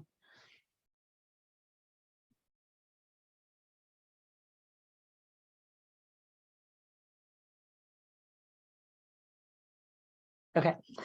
There's some things in North Carolina that have been deemed automatic material facts. Like you don't have to ask yourself, gee, is that a material fact or not? Once you learn about some of these things, they're automatic material facts. These things are in your book on page 143. And they're under the full 4 bullet points there. So some examples that have been considered automatic material facts. You don't have to second guess yourself. You don't have to ask. If the property has ever been clad in an exterior siding known as EIFS or synthetic stucco. So first off, let's back up for a second.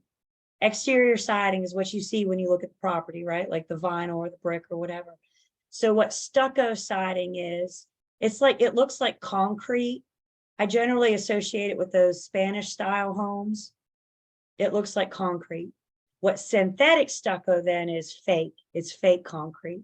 And if it was ever clad in synthetic stucco, even if it's been repaired, that will always remain a material fact. If it's been replaced, I should say, that will always remain a material fact on the property. That's one thing that the sellers should disclose. If you learn that it had ever been clad in EIFS, you must disclose. Another thing that'll automatically be a material fact, if the property has ever had leaking polybutylene pipes, they're not a material fact until they leak. If they never leaked, they're not a material fact. Polybutylene pipes, they're cheap pipe product. They're white plastic. You can look at it, even says polybutylene written on it. Cheap plastic. And in time, that plastic's going to crack and they're going to leak. The old joke we have is that if they haven't leaked yet, they will. Once they have leaked, even if they've been replaced, they become a material fact.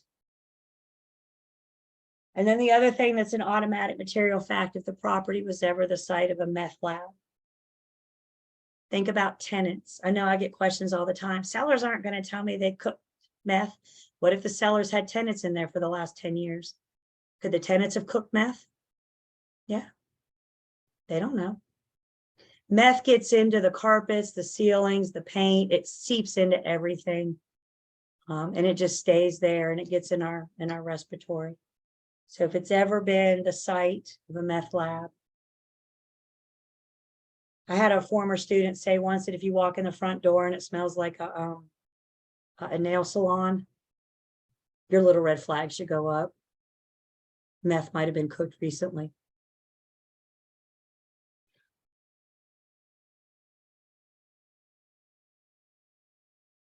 So these are the things that are considered material facts. We're going to look at some examples in just a bit. We always have a duty to disclose material facts. May I word that another way?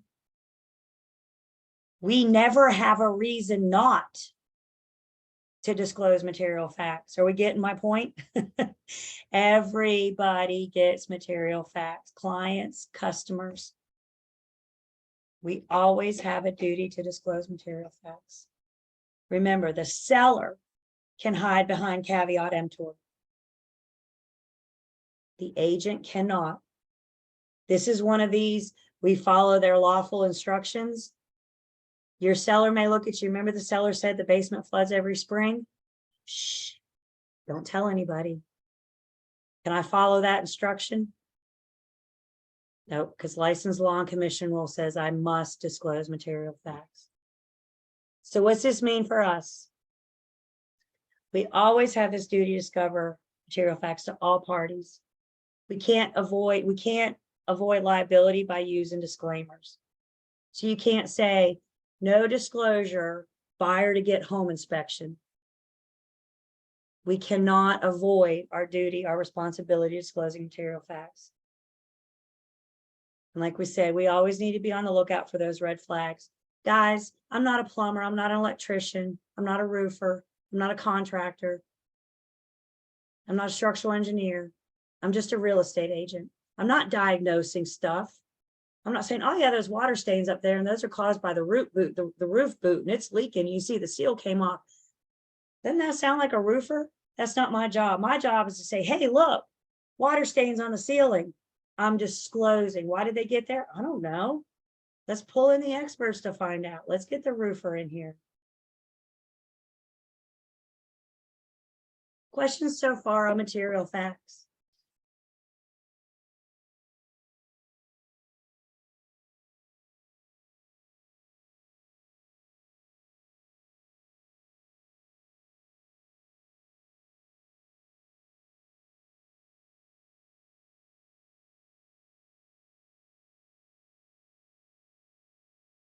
So the problem with material facts comes when we mishandle them. And I'm going to be really honest with you guys. We do an educators conference once a year with the Real Estate Commission. Thank you. We do an educators conference once a year with the Real Estate Commission. They do it in the spring, so we've already did it this past March. And one thing that they do at our educators conference is they tell us the number of calls, the most frequent calls they got from last year.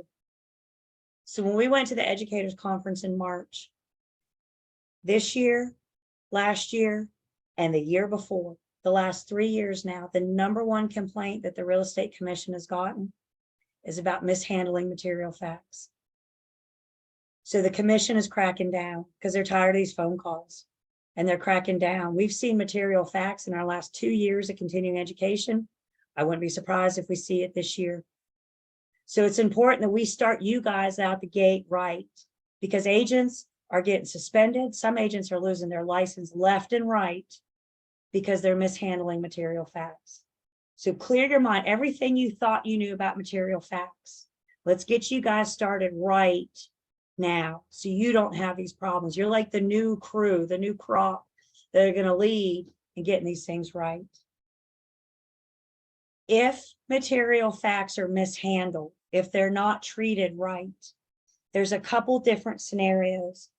And before we look at those scenarios, I just want to back up 1 second and just define some words. I'm going to go off book for a second, and we're just going to define some words. So the first words we need to define. One word is a misrepresentation. A misrepresentation is a lie. I don't know a nicer way to say that. If you misrepresent something, you flat out lied about it. You put the wrong information out there. Maybe you meant to, maybe you didn't, doesn't matter. The fact is you got the wrong information out there. The other word, or another word, is an omission. If you omit something, you've kept your mouth shut. You didn't disclose. You didn't say anything.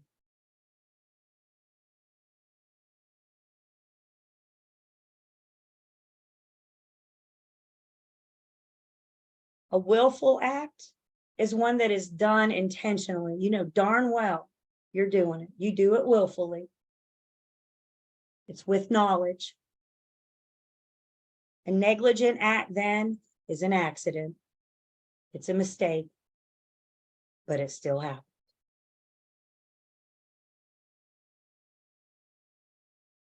So now that we've just defined some words, now we're going to do a mashup. And the mashup is the bottom of page 143. And we're going to talk about willful misrepresentation, negligent misrepresentation, willful omission, and negligent omission.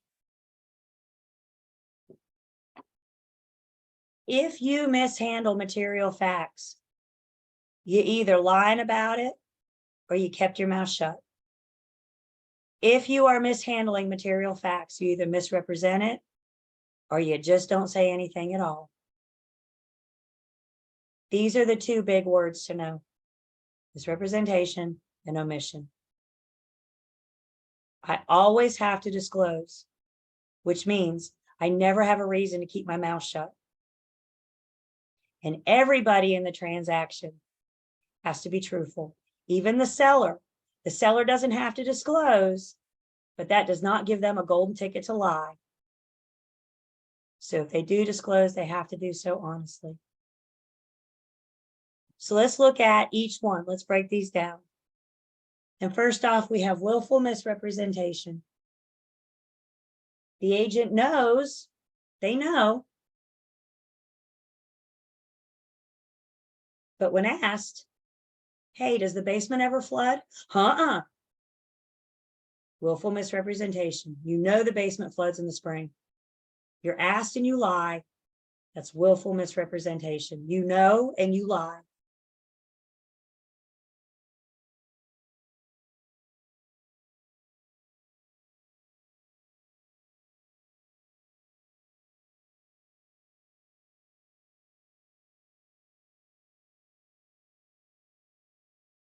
So let's look at an example. The seller's agent is aware that the present owners of the listed property have had serious problems with electrical. Nonetheless, the broker tells a prospective purchaser that all mechanical systems are in excellent condition. The agent knew. If you're aware of something, do you know? You're aware and you lie. That's willful misrepresentation. I got some other examples for you guys as well, too. We'll go over those in just 1 second once we get through these. So willful misrepresentation, you know and you lie.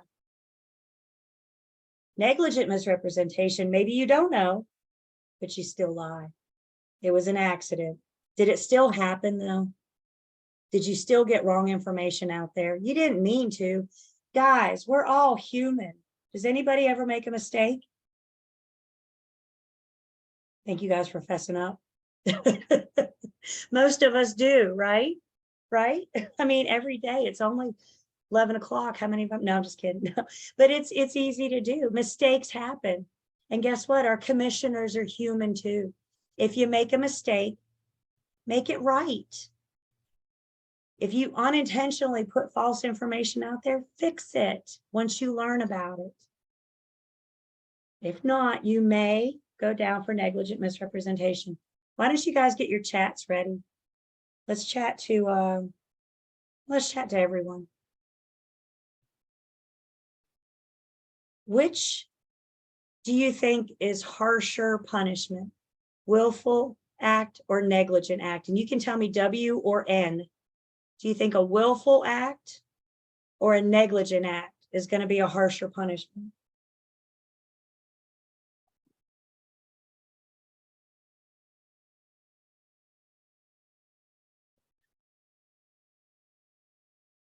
I would agree with all of you. Oh, I would agree with most of you. I would think that the willful, because it's done intentionally, is done with knowledge. Negligence, it's a mistake, it's an accident, but we can't negate the fact that it still happened. So what if you get yourself in trouble for a negligent act? The Real Estate Commission is going to perform what's known as the reasonable standards test.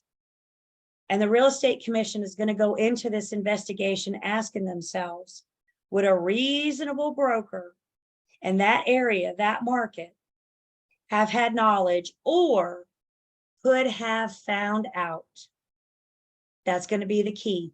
Could you have found out? Yep, I'm getting ready to in 1 second. Could you have found out? Could you have gone to Google and found out? Could you have gone to DOT, Register of Deeds, school boards, whatever? So any negligent act, we're going to have that reasonable standard test.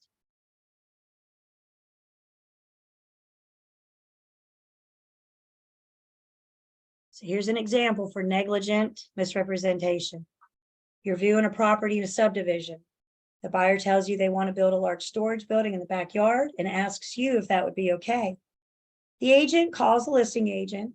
The listing agent says, well, other people in that subdivision have a storage building, so I'm sure it's fine. Nobody checks the covenants. Nobody looks into it. Remember what we know when we see a fence or a shed. And the only thing we know when we see a fence or a shed is that somebody put it there. Does that mean it's allowed per the covenants?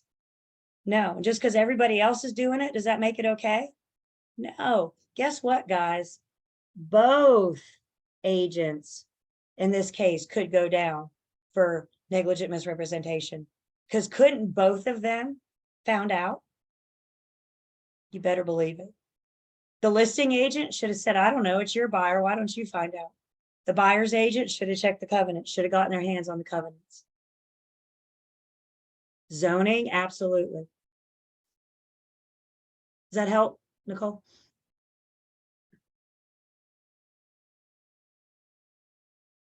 I think I mentioned this last week and I stand behind it. I don't know, let me get back to you is a perfectly acceptable answer. As long as you get back to them.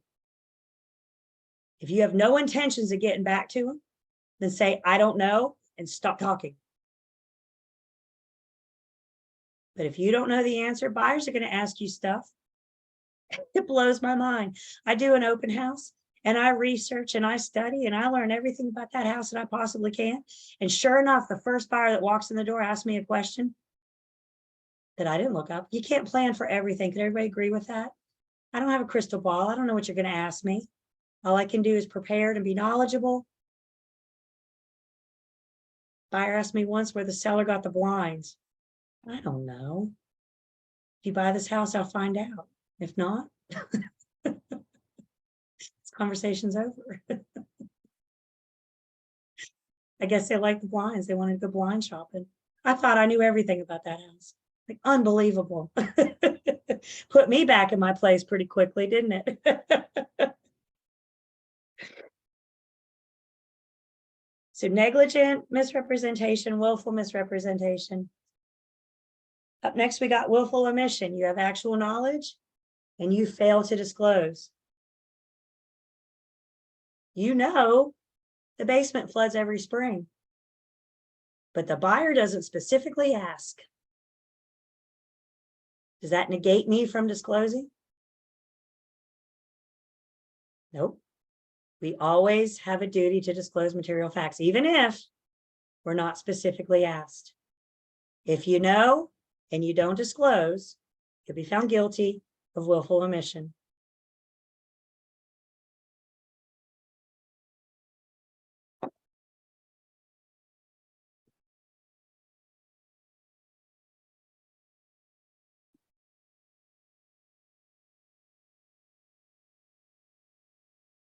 That's right. And document every stinking thing.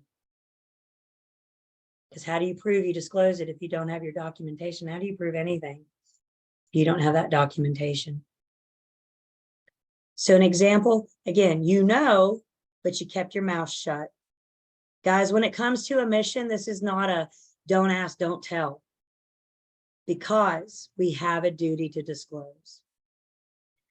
So a seller's agent is aware that the listed property has suffered extensive termite damage, is not easily detectable. Maybe it's in the far deep, dark corner of the crawl space. You can't see it when you poke your head in there. Regardless of whether a prospective purchaser actually asks about termite infestation, the broker has a duty to disclose. Not doing so would be willful omission. You can't come back and say, well, they asked if there were any problems, but they didn't specifically mention termites, so I didn't think they cared about that. We always have to disclose whether they ask or not. So that's willful omission.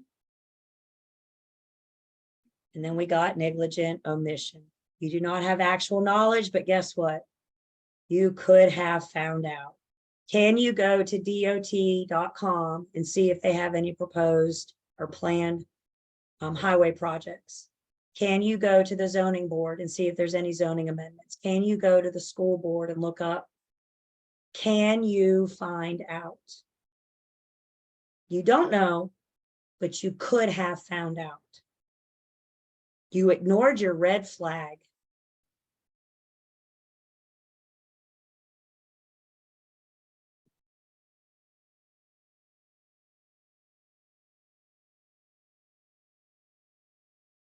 Again, any negligent act, the commission's going to perform the reasonable standards test. Could the agent have found out? You kept your mouth shut, but you could have found out to disclose. So let's see, you're going to list a house in February. It's cold. You're sitting in your listing appointment with your coat, your scarf, and your gloves and your hat on. But you don't ask if the heat's working. You just sit there and suffer in silence. As it turns out, there's a reason why you're cold in this listing appointment. The heat pump doesn't work. Buyer buys without being informed. They chose not to get a home inspection. You don't have to get a home inspection. They wanted to save money and not get a home inspection. The listing agent could be guilty of negligent omission because couldn't have they found out, couldn't have you said, "Brr, it's cold in here. You mind if I bump this heat on? I want to take my scarf and my hat, my gloves off." You've got to pay attention to those little red flags. Now I call these the big four. They're the big four as they relate to material facts. If you go down for mishandling material facts, it's either going to be because you lied about it or you omitted it. Those are the two big words to know. The commission's going to do a deep dive to figure out if you did it intentionally or unintentionally, if you did it willfully or negligently. What about if the properties are for sale by owner? Remember, the seller can hide behind caveat emptor. What does the seller have to disclose? Not much. Not much. So the buyer's agent is relying only on their red flags because the buyer's agent is not communicating. I mean, we are communicating with the seller, but I'm not listing the property. I'm not going through with the seller, pointing out all the problems.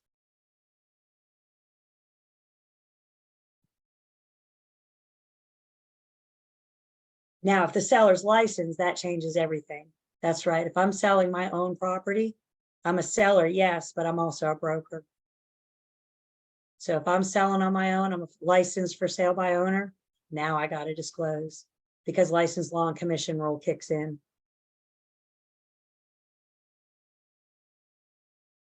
Okay, so pages, let's see, we started on 143, 144, 145, 146. I think there's really good example. Well, I don't think, I'm telling you guys, there's really good examples of the big four. I think you guys should look at those examples because I think looking at the examples helps you wrap your brain around it easier. And I got some more examples. Wouldn't a lot of that be caught by an inspection? Sure, if the buyer chooses to have a home inspection. Home inspections aren't required. So if the buyer doesn't have a home inspection, they may not have found out that the heat pump doesn't work. Some buyers think they're saving money by not having the home inspection.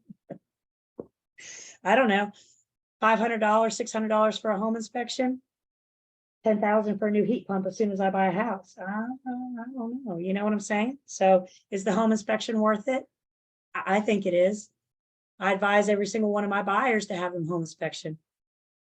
Can I make anybody do anything? I'm still trying to figure out how. If anybody can offer me insider tips, I would love. I want to rule the world one day. I'm just kidding. Okay. All right, so I'm going to get off PowerPoint for 1 second. And we're going to look at a few things in the online learning system. So first off, before I forget again, I'm in the online learning system. I'm under the Julie folder. You guys see way down here near the bottom on the left-hand side here. And we have our own folder. So first off, here is your Commission Rule A.0104. I put it here to make it convenient for you guys. Read it again, read it 3 times. Don't stop there. Read it, read it, read it, read it, read it.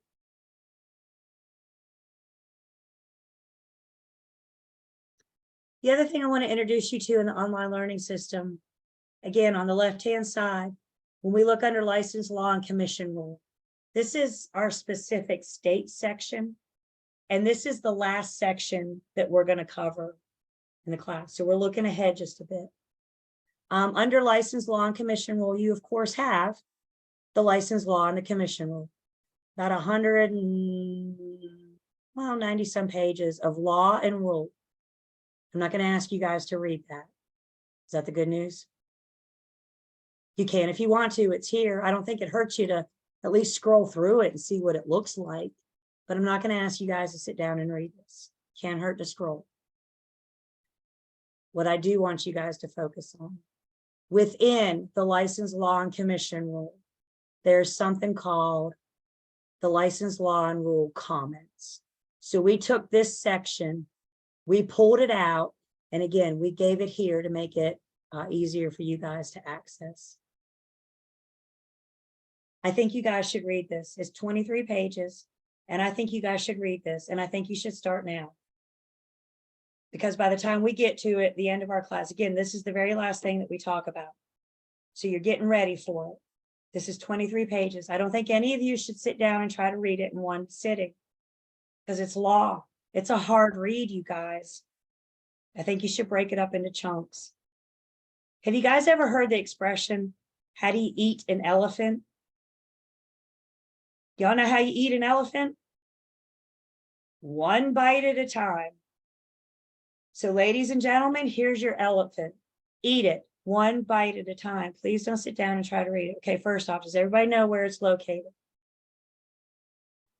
It talks about agency in here. It talks about agency disclosure. It talks about a lot of the stuff that we're starting to talk about in Unit 7. In particular, another thing within these comments, we fast forward to page 4. It talks about material facts. Over on page 5, it starts talking about the big 4. Here's willful misrepresentation with additional examples. Page 5 starts talking about negligent misrepresentation. Examples on page 6, willful. So there's even additional examples in this that you guys, most of you bobbed your head, yes, you're going to start reading it. Do I need to make you pinky swear me? Okay, right, all right. So we're going to start reading this. Not now, wait till after class. But within this, you're going to find more on material facts. Guys, I'm talking about it in Unit 7. We're going to talk about it again in License Law and Commission Rule. What does this tell you about material facts? I told you we talked about it the last 2 years in CE, probably see it again this year. What does this tell you about material facts? I just got to get through a test question. I'll be fine. Is that what you're hearing me say? I sure hope not. So again, please start on this now. Break it down into sections, 23 pages. And when we get to our license law and commission rule, this is the majority of this section. So by reading this now, you're getting a head start. Again, a lot of these things you're going to start seeing. By the time we get here, it's a really good review for most of the stuff. Questions? Comments? Concerns?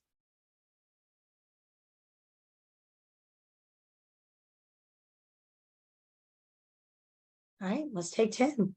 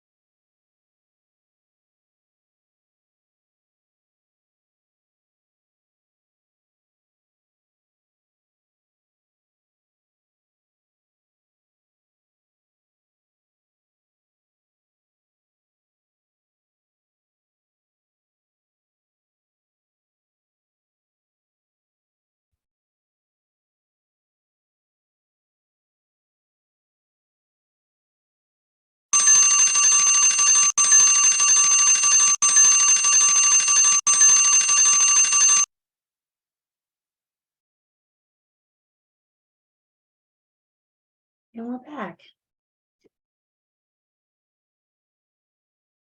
How we doing? Good.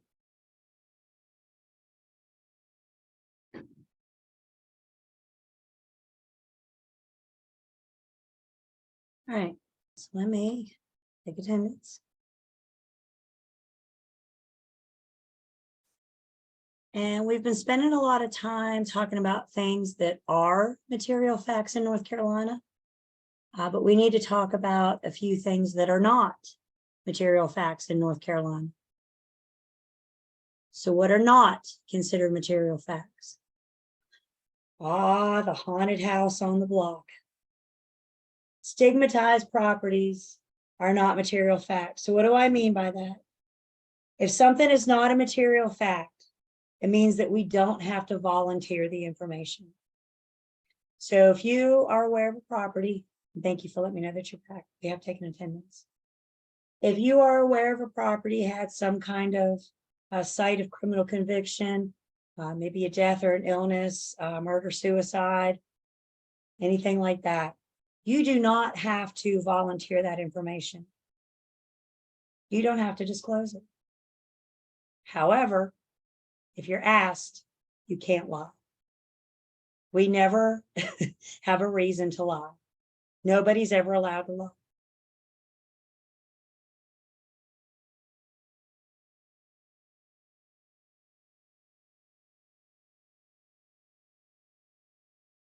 There is one exception to this rule.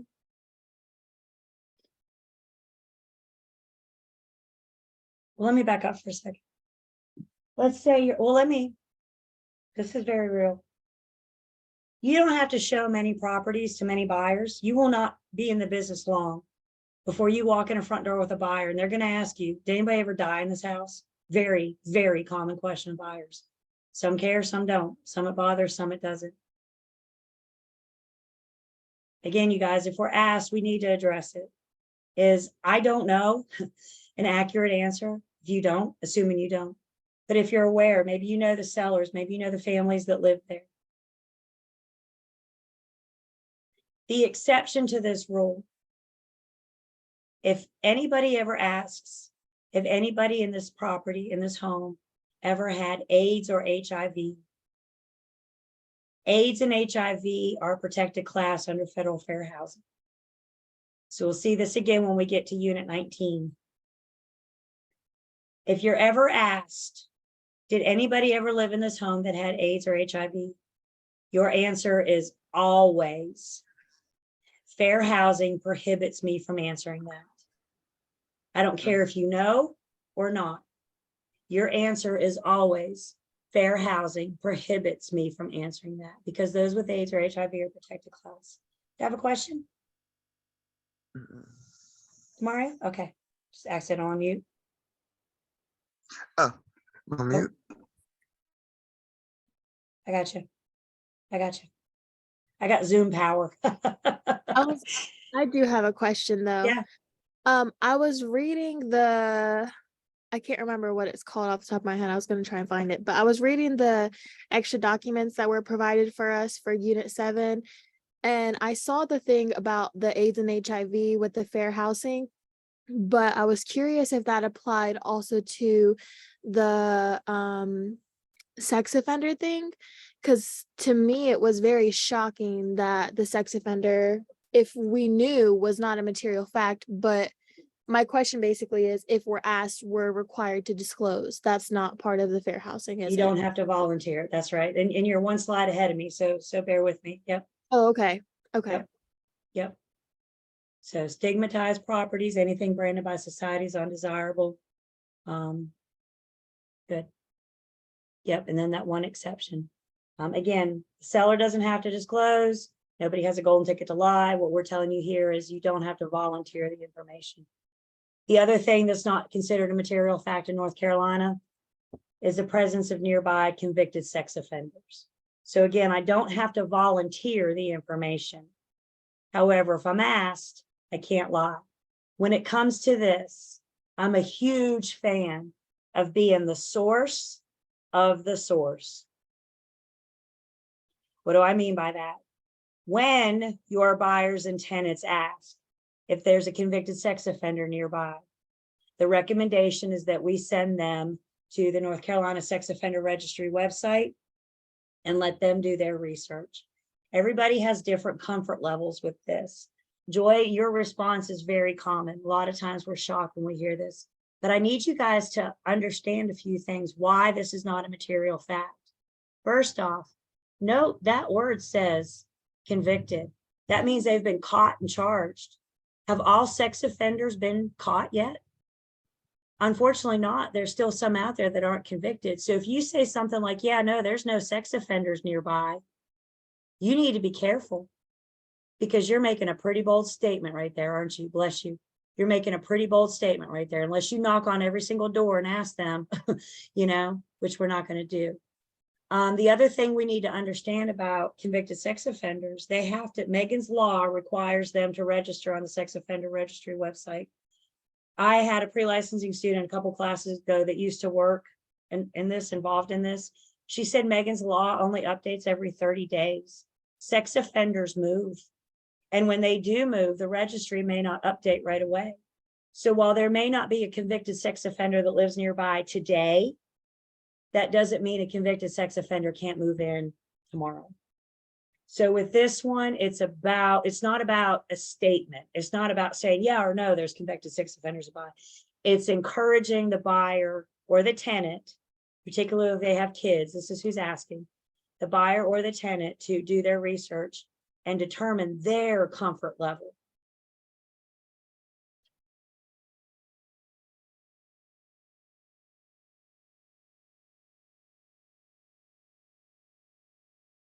I know this one's tough. It bumps on our moral compass a little bit, doesn't it? Because we want to protect people, and I totally get that. And that's where I truly believe it's best to be the source of the source. Let them go to the Sex Offender Registry website and look that up.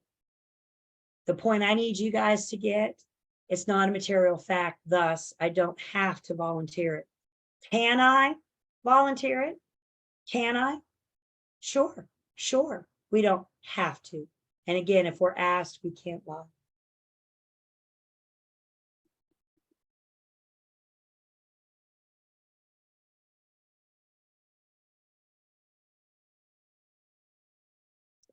Look with me, if you will, over on page 147. On 147, you see additional duties. We just introduced you to these here. When you guys start reading that license law and rule comments, you're going to see these additional duties spelled out with examples. So we'll see these again when we get there, but I do just want to go through them real quick, knowing you guys are going to read it and we're going to talk about it again. So some additional duties we have, in addition to avoiding the big four, making sure that we properly handle material facts. Additional duties include, yeah, do you have a question? You keep hitting that mute button tomorrow. No, That's you sorry. again.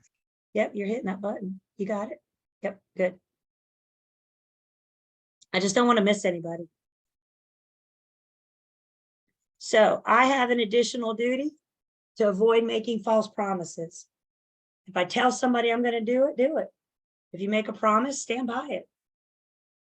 Don't make promises to somebody to encourage them to do something. Let's say I had this room for rent and you came in this room and you said, well, Julie, this is a nice room, but that wall color is just kind of blah. I want a new color. And I say, I promise, if you sign this contract and rent this room today, I will paint it before you move in. And you say, great, sounds good. Where do I sign? And then you show up on moving day and guess what color this room is? Same color it was. I made you a false promise to get you to sign that contract, and that's something that we have to avoid. We've already talked about this. We have to avoid a conflict of interest, always avoid a conflict of interest. Undisclosed dual agency, we're going to revisit dual agency. Self-dealing, putting your best interest above your clients. And then representing another broker without consent. You guys, once you get your license, you're going to be a provisional broker status. Now we're going to talk about provisional broker and what that means. But you guys as PBs, You're newly licensed. And as a provisional broker, you can only be affiliated with one firm. Once you drop that provisional status and you become a broker, you could be dual affiliated, which means you could have your license at two different firms. Maybe you have a condo at the beach and you're at the beach half of the time of the year and you're here in Winston half the time of the year. You could be dual affiliated. You could have your license at the beach and in Winston, as long as you have both firms' permission. That's the key. You can be as a full broker, and we'll talk about that status, all that.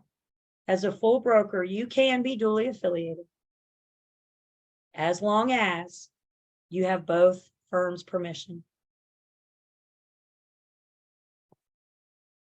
Other additional duties, we got to be responsible for any funds held in our trust account or our escrow account.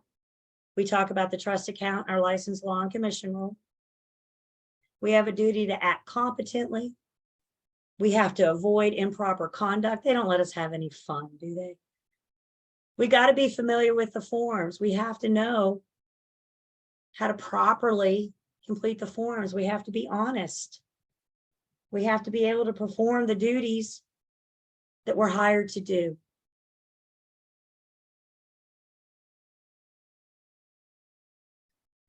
Delivery of instruments. There's a commission rule 58A.0106. You don't need to know it. I just have it here for reference. 58A.0106 says we have a duty to deliver instruments within 3 days of our receipt. So let's break this down. First off, what the heck is an instrument? An instrument is just any document related to this transaction. It's typically going to start with our agency agreements. Hopefully, eventually we'll go under contract and we'll have contract paperwork. And then fingers crossed, we're eventually going to have closing paperwork. Yes, typical transaction. Agency, contract to close. And then whatever else may happen in between. So an instrument is just any document related to this transaction. You guys are all consumers. I'm a consumer. As a consumer, if you sign something, don't you want a copy of it? If you sign anything at all, don't you want a copy of it? Probably.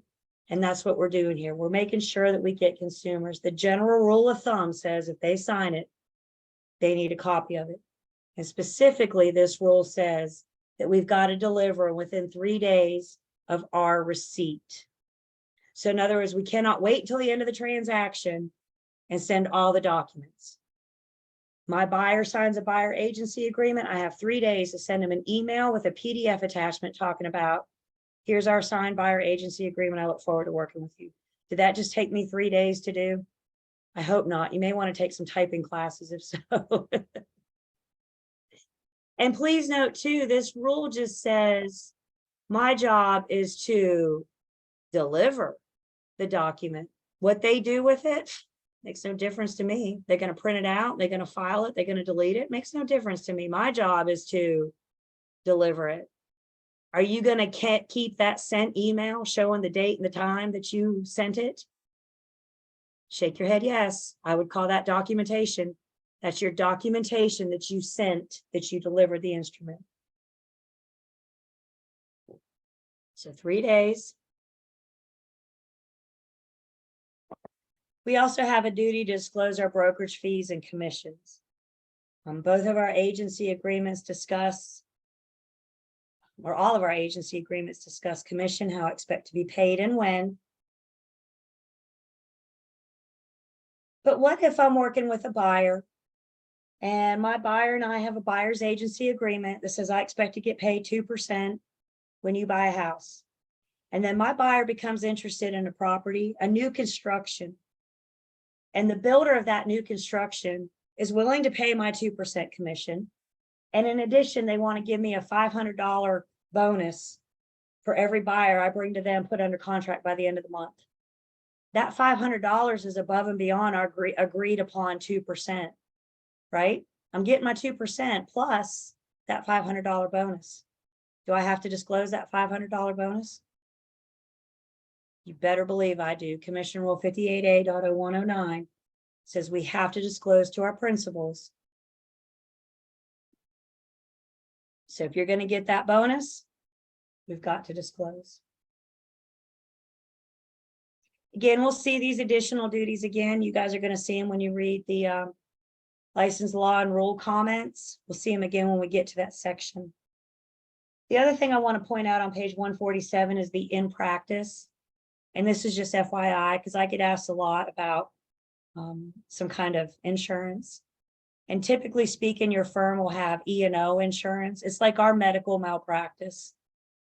So if you mess up and you didn't do it on purpose, right? You didn't like intentionally do wrong. We do, a lot of firms offer us a little bit of protection, that E&O insurance. So again, that's just more FYI, common question that I get.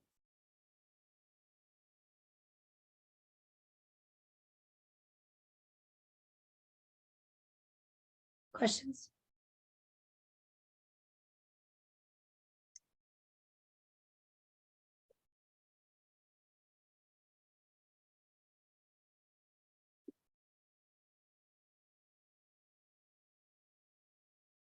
The last thing on 147 answers the question. All right, Julie, I hear you babbling on about all these license law and commission rule, but gee, what's the big deal? So what? I violate a law, I violate a rule. Well, boom, here you go. What happens? What happens if you breach your duty? What happens if you breach your responsibility as an agent? Well, the real estate commission could take disciplinary action against you. Understand, the real estate commission is the governing body that regulates your license. The real estate commission giveth you your real estate license, and guess what? The real estate commission can taketh it away. They can suspendeth it. They can discipline it. They can reprimand it. They're a licensing regulatory governing body. The real estate commission is not gonna fine you. There's one exception to that rule. Who remembers the one time that the real estate commission can fine a licensee? And you're welcome to unmute or chat, whatever. Timeshare. Timeshare developers. Timeshare developers are the only licensees that can be fined. The rest of us, the commission can only discipline our license. So this is what's up. If a consumer is unsatisfied with their agent, they can file a complaint at the real estate commission. There's a big button on the homepage of the real estate commission's website that says file a complaint. It's really easy to find. So the consumer files a complaint. The commission reviews the complaint and first off determines if there was a violation of license law and commission rule. Did they not just like my personality, or did I actually violate the commission rule? We know Yelp has made us all online critics, haven't it? So the commission first off is going to weed it through to make sure there's a legitimate complaint. If they determine that there's a legitimate complaint, they will send the licensee what's known as a letter of inquiry. And the letter of inquiry is your opportunity to respond to the complaint. I'm telling you right now, you are not going to be able to respond to the letter of inquiry by picking up the phone and calling the commission and say, I didn't do it. Your response comes in the form of your documentation, your agency agreements, your paperwork, your communications between your emails, texts, notes on a subway napkin. I don't care. Anything of substance needs to be documented. It needs to go into that transactional file. Because if you get that letter of inquiry, guys, the responsibility is on you to prove that you didn't do it. So you respond to your letter of inquiry and they take it from there. You know, maybe they go ahead and say, okay, you're good. This matter's closed. You had your documentation. I see that more often than not. I see that more often than complaint because the agents have their documentation. They have their proof that they didn't do it. Maybe the commission says, okay, you did it. You're guilty. We're gonna, slap on the wrist. Don't do it again. Or go take extra CE. Or we're going to suspend your license, or we're going to revoke your license. We're going to take it back. Maybe the commission will say, okay, we need to know more. They may come back and ask for more information. Maybe they'll call you down to Raleigh and ask you to stand in front of the 9 commissioners and state your case. At any time that you're involved in a disciplinary action, anywhere from start to finish, licensees are always welcome to get their own representation. So if you are ever called to Raleigh, you can take your own lawyer. It'd be advised that you get a lawyer involved. If they do discipline your license, they'll tell you, it's all case by case. There is no flat across the board. This is the disciplinary action for this. This is for that. It's all a case by case. And if they do discipline your license, if they suspend or revoke your license, you won't be doing real estate either during that time your license is suspended. If they revoke it, they just take it back, pretend like it never happened. This is what really hurts licensees. Like, that part isn't bad enough, right? The process isn't bad enough. If your license is ever disciplined, this is what hurts. Every month, the Real Estate Commission sends out an e-bulletin. And within that e-bulletin is a link to disciplinary actions. And when you click on it, there's your name, your firm, what you did, and what they did to you. Right there for all licensees to see. The links to these e-bulletins are on the homepage, so the consumer could go find that as well. And, oh, they're not done. And they're going to print it in the local paper. So now grandma's going to see it too. My job is twofold. Help you get your license, give you the information you need. And the second part of my license is to help keep you out of real estate jail. I don't ever want to see any of you in the back of the e-bulletin. And how you can avoid that is following license law and commission rule. That's what this class is about. It's introducing you to the things to keep you out of real estate jail. I don't want to see any of you ever in the disciplinary action. So if you're cleared, I mean, that's put in there before you actually go see them? No, Or that's after? if they discipline you. Oh, if they discipline you. Okay. Yep, yep. Okay, that makes more sense. If you're clear, they say, thanks for your time, this matter's closed. Because you didn't do anything. That's what they found. Only if they discipline you. The world knows. Does that hurt a little bit? Is that a little sting? I think that's the point. So the commission can't fine you, but guess what? The courts can. So if the injured party brings about a civil action or criminal prosecution or even civil liability, you can be sued. You can be fined in a court of law. You can be sued. If the injured party hires an attorney, the attorney will probably report it to the commission for them to investigate. Either the consumer can launch the investigation or the commission can launch an investigation on their own if they have reason to believe one needs to be. Exactly. Kind of helps keep your nose clean a little bit, doesn't it? License law and commission rule. Did it just get really important all of a sudden? If it hasn't already? Like I told you guys on day one, at one point, you're going to have a, wow, this class is important. I need to know this stuff. If you haven't had that aha moment yet, I hope you just did. Trying to keep you guys out of the bulletin.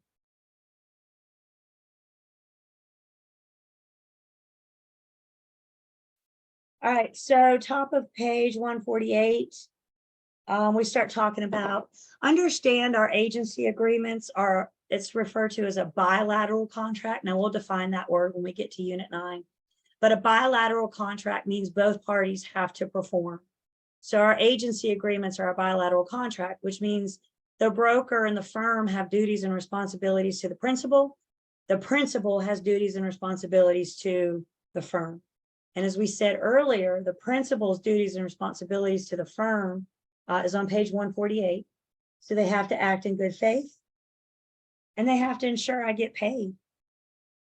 Maybe they're the one paying me, maybe they're not, I don't know. Principals also have duties to third parties. So the other party in the transaction, remember in the transaction, there's only two parties, buyer and seller. So one party may be your principal, the other party is the third party. Neither party can lie. I know that says seller specifically. Sellers just have more reason to lie, but understand neither party can lie. And if either party is in breach of the contract, they could be held liable to the other party. We'll get into our offer to purchase and contract, which is the agreement between the parties, the buyer and the seller. And that's where we're heading in units 9 and 10. If the principal breaches any of their duties, they too could be held subject to, they could be fined, they could be taken to court. The principal may, and this is a huge, I can't stress this word enough, may be held responsible for the agent's misconduct. So if the seller, for example, tells us something and I have no reason to question it, my flag doesn't go up, my lie radar detector doesn't beep, beep, beep, beep, beep. If I have no reason to suspect and it goes down, my principal may be held responsible for my actions.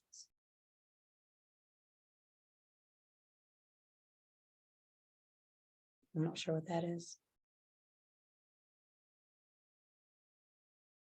Court is just that legalese.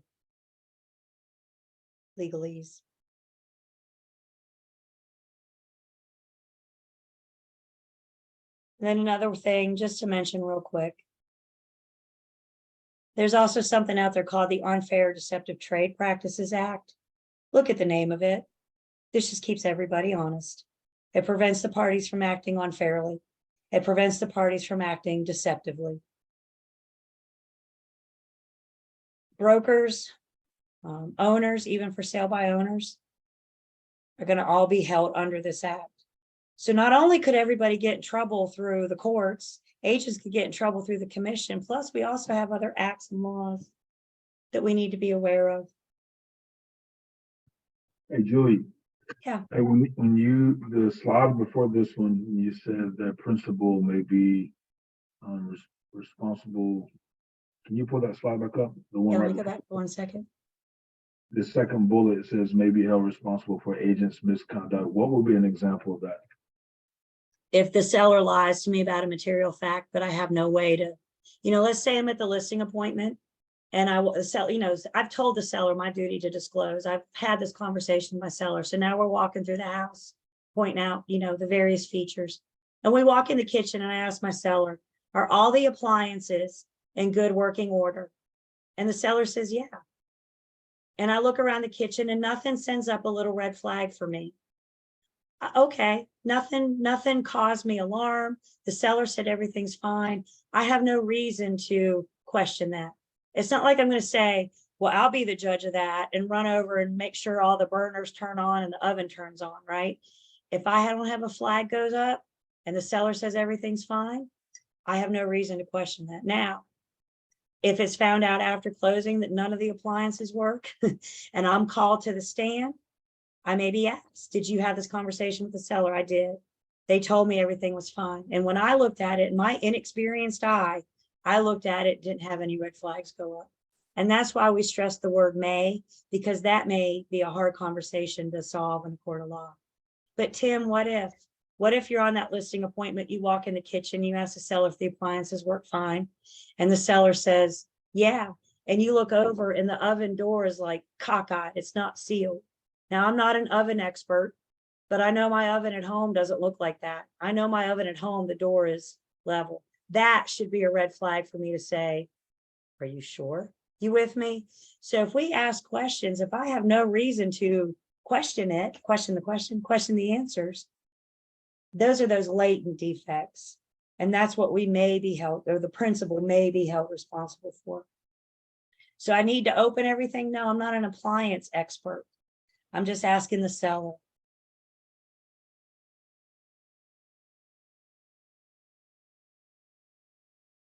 Look with me, if you will, on the top of page 149, classification of agency relationships. Dog ear this page, highlight it, star it, make flashcards out of it. These tend to be problem topics. So when we talk about the classifications, we're talking about the level of service that I can offer. And there's 3 classifications. The universal agent, I call the universal agent in a real estate transaction the purple unicorn. How often do we see those things running around amongst us? Never ever, right? Look at some of you, maybe. Where are you going? I want to go with you. We don't see purple unicorns running around. So guys, in a real estate transaction, the universal agent isn't going to happen. Universal means full power. If you give somebody full power of attorney, they have decision-making authority over your medical, your finance, your property, your checkbook, everything. Let's think this through for a second. In real estate, the principal hires who? The principal hires the firm. Is anybody in their right mind going to give Caldwell Banker full power of attorney? Keller Williams, the ability to make your medical decision. RE/MAX, the ability, access to your bank account so they can pay your bills on your behalf. Are you going to do that? No. So in a real estate transaction, remember we're talking about real estate transactions. In a real estate transaction, the universal agent is not going to happen because the relationship is with the person and the firm. Anybody with me so far? It's full power. The next level is the general agent. The general agent has some power. They have some decision-making authority. They have some ability to bind. We have two examples of the general agent in real estate. The first example of the general agent in real estate is the property manager. Now, we haven't talked about the property manager yet. I got a whole unit dedicated to the property manager, so we're getting there. If you own a property and you hire me to manage it, I'm the licensee, you've hired me to manage your property. Imagine a scenario if I had no power whatsoever. You hire me to be your property manager. I have no power, which means I have to call you every stinking time something happens. Can I go change the furnace filter? This broke. Can I go fix it? Can I collect rent? Can I do this? Can I get a new tenant? I have to call, or you have to call me every single day. If I didn't have any power, if I didn't have any authority. At one point, aren't you going to ask yourself, why the heck am I paying this girl? She's got to call me for every stinking thing. So the property manager is a general agent. They have some power. They have some authority. What is their power? What is that authority? It's spelled out in the property management agreement. So we might agree, for example, that I'm authorized to handle any repair under $500, which means if it breaks and it's under $500, I can go fix it. I don't have to tell you. If it breaks and it's 501, now I need to call you. The property manager has some authority, some ability to bind. The other example of the general agent that we have in real estate is the individual broker's relationship with their firm. You, as an independent contractor, will affiliate with your firm, and you will have some power. You will have some authority. What power, what authority? Your firm will spell it out in your independent contractor agreement. For example, we just said the agency agreements are between the client and who? The firm. But guess what? Me as the individual agent, as a general agent of the firm, I have the ability to sign that agency agreement on behalf of my firm. My firm doesn't sign the agency agreement. The individual agent does. And how do I do that? Because I'm a general agent. Because I have some power. I have some ability. Another example. You know, we said earlier that the number one conflict between seller and listing agent is material facts. The number two conflict is commission. And at some point, most sellers are going to ask you if you'd be willing to reduce your commission. They want to know what you charge and everything you're going to do for it. And then they're going to say in the next breath, are you going to reduce your commission? How you answer that comes from direction from your firm. If you are allowed to negotiate your commission, if you do have some wiggle room, that's a general agency, a general relationship that you have with your firm. Man, George, that guy had it great, didn't he? Wow, I assumed that person had it great, didn't he? Sounds like a good job. Sign me up for that. I get paid all the money, but don't have to do anything. Heck yeah. Let me know when that guy turns his notice in. I'm in. The last category we have is the special agent.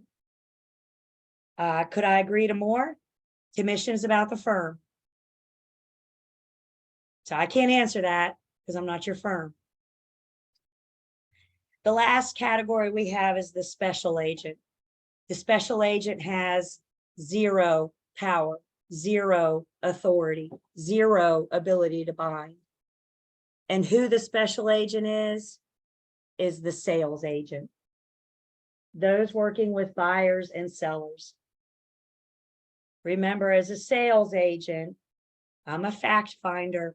I can't make anybody do anything. I'm just gathering the information for them to make an informed decision. I can't accept an offer, reject an offer on my buyers or sellers' behalves. Why? Because I'm a special agent and I have what kind of power? Zero.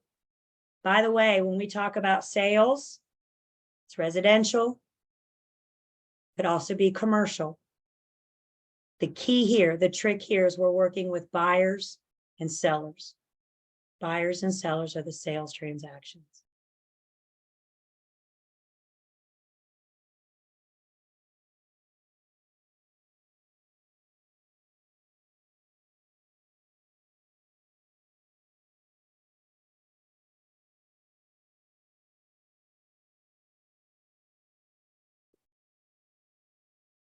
So the general agent would be the firm and the special agent would be the broker, the actual broker that the seller or buyer is working with. That's right. That's the sales agent. The general agent is your relationship with the firm. And another example is the property manager.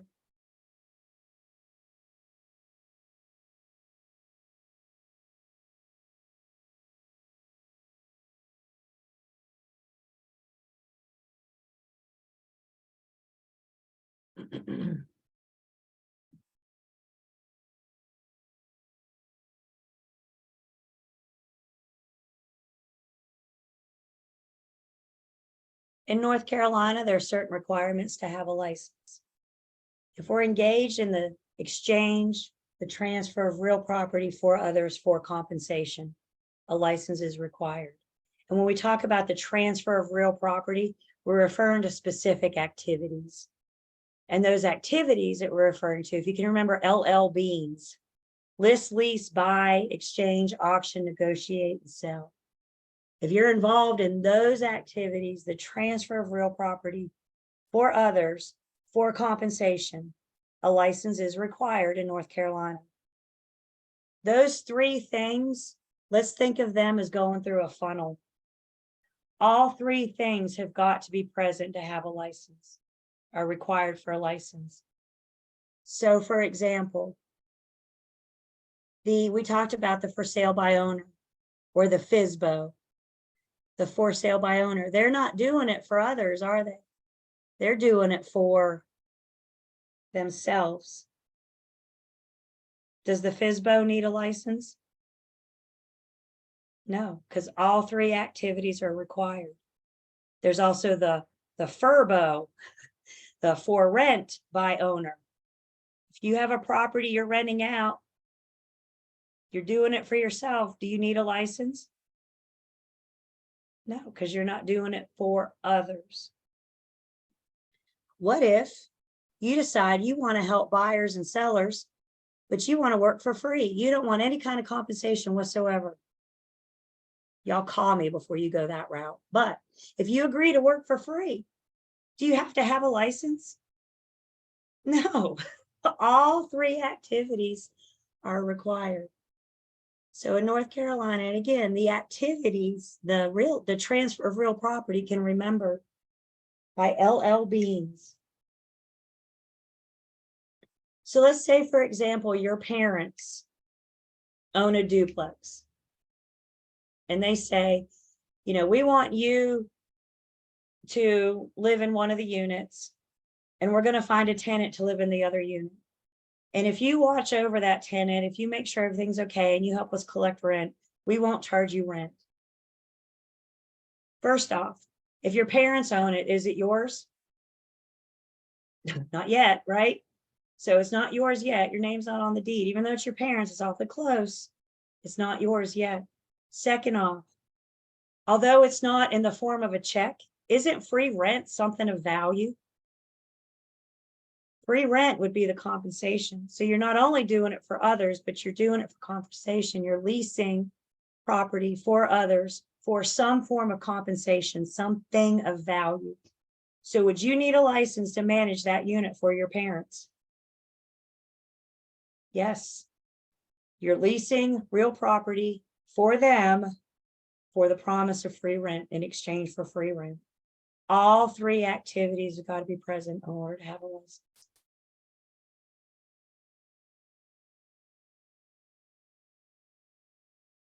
Moving on, 151. We talk about the scope of our authority. We've talked about express versus implied. We're seeing these again. We'll see them again. If something is express, it means that the terms have been clearly stated. Maybe they were stated orally. Maybe they were stated in writing. As far as our authority goes, all of our agency agreements are express. It's expressed because they've been clearly stated. Implied is done based off of actions. We didn't have the conversation. I just started acting like your agent. Implied agency is never allowed in North Carolina. All of our agency agreements are express. And then a parent authority. Parent authority is a situation where the principal knows the parameters of my job. The principal knows the speed limit. And the principal expects me to go outside of those parameters. They expect me to speed. This takes us back to the scenario we had a little bit ago. You take on a listing. The seller tells you, I can't accept anything less than that. You get an offer for something less than that, and you reject it on their behalf. You've acted in a parent authority. You acted on their authority, not licensed law and commission law. So what we're looking for here in agency is always express.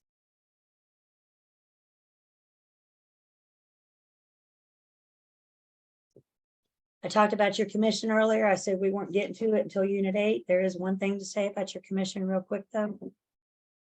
Talking about agency, this is important, you guys. My loyalty is not to the one that pays me. My loyalty is to the one that hires me. Remember, the one that hires me is the one that gets old car. You hire me by entering into an agency agreement. Back to our typical transaction. The seller pays the listing firm. The listing firm shares their commission with whomever brings the buyer. Let's say you're the buyer's agent. The seller didn't hire you, did they? The seller hired somebody else. But who's paying you? The seller. So where's your loyalty? Your loyalty is to the buyer, because they're the one that hired you. Where our money comes from does not matter. They've got to enter into an agency agreement with us. Most of our agency agreements are in writing. We do have oral buyer agency, which we'll touch on. But we need to know who we owe our loyalty to. I don't care who's paying me. Let's go back to that buyer client. Now they're going after for sale by owner. I call the FSBO and I say, are you willing to pay me if I bring you this buyer? And the FSBO says, yes, I will pay you. What loyalty do I owe that FSBO? Nothing. Well, no, that's not true. That FSBO is the customer. So what does the customer get? They get honesty, fairness, and disclosure of material facts. That's what the FSBO gets from me, even though they're paying me. Everybody with me? What questions do I have?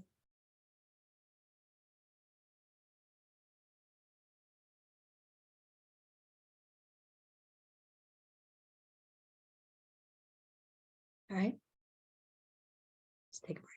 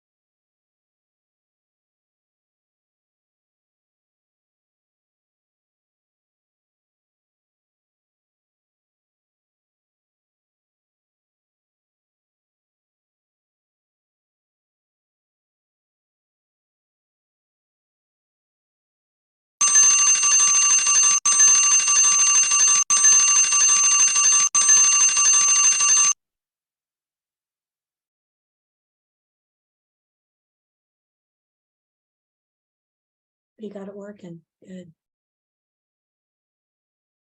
Welcome back.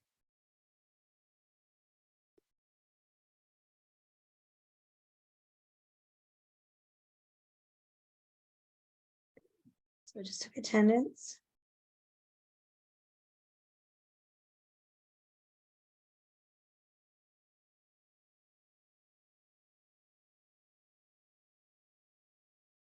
All right, so who my loyalty is to. Look with me, if you will, on page 152. Good things must come to an end, right? Agency does not last forever.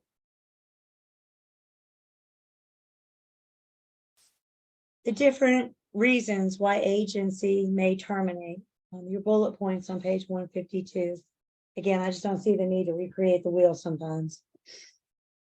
First one we have there is completion or fulfillment of purpose. Once the agent has done the job that they've been hired to do, that's it. Let's think about our specific agency agreements. The listing agreement is hiring me to list and sell the home. The buyer's agency agreement is hiring me to help them locate and purchase a home. So once they do that, my job's done. We may have time left on our agency agreement, but completion or fulfillment of purpose will end that. I don't owe you agency duty after the property closes, after that deed changes hands, because that's my job.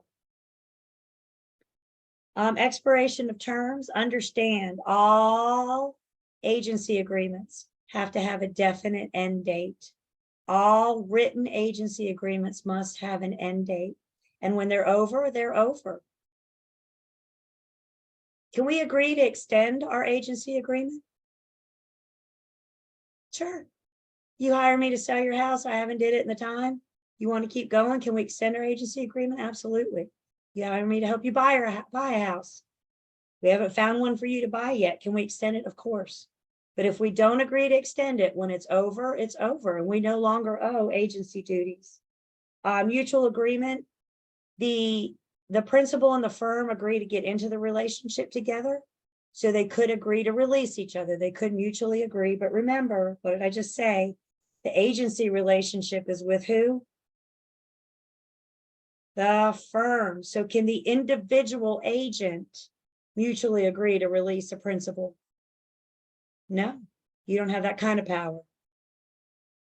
So the firm, breach of either party, if either party does what they're not supposed to do, they're in breach. Operation of law.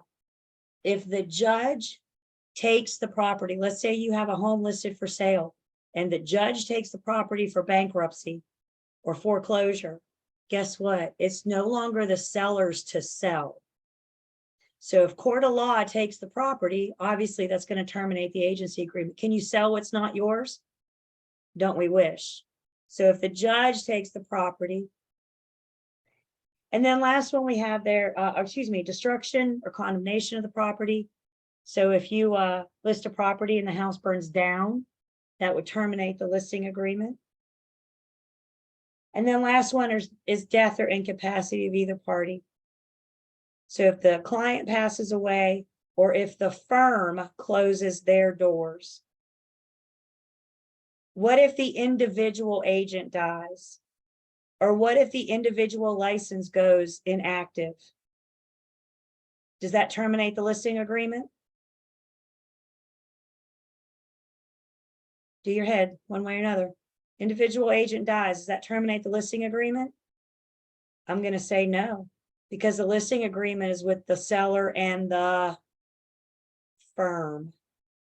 So if the individual agent dies, guys, the show goes on. We're sad, but the show goes on. In order for the firm has to die. And by that, I mean, they close their doors.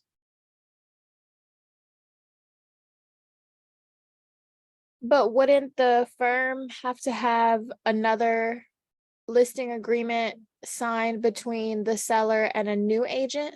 Because the relationship, we'll look at the listing agreement in just a second. In the first line, it says this agreement is entered into between the firm and the seller.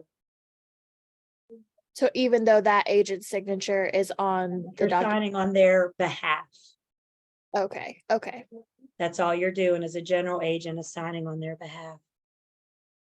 Let's see, Tim, the answer to that is it depends. I'd have to see that case. So I'm going to go off book for a second, because now we're going to need to talk just a little conversation about, okay, so our agency relationship is over. So now, like, what kind of rights, what kind of protections do we have? So put the book down for a second. When our agency agreement ends, there's expectations. If you have any outstanding obligations or outstanding promises, when the transaction's over, we still made those promises, didn't we? We still made those commitments. So those would still continue.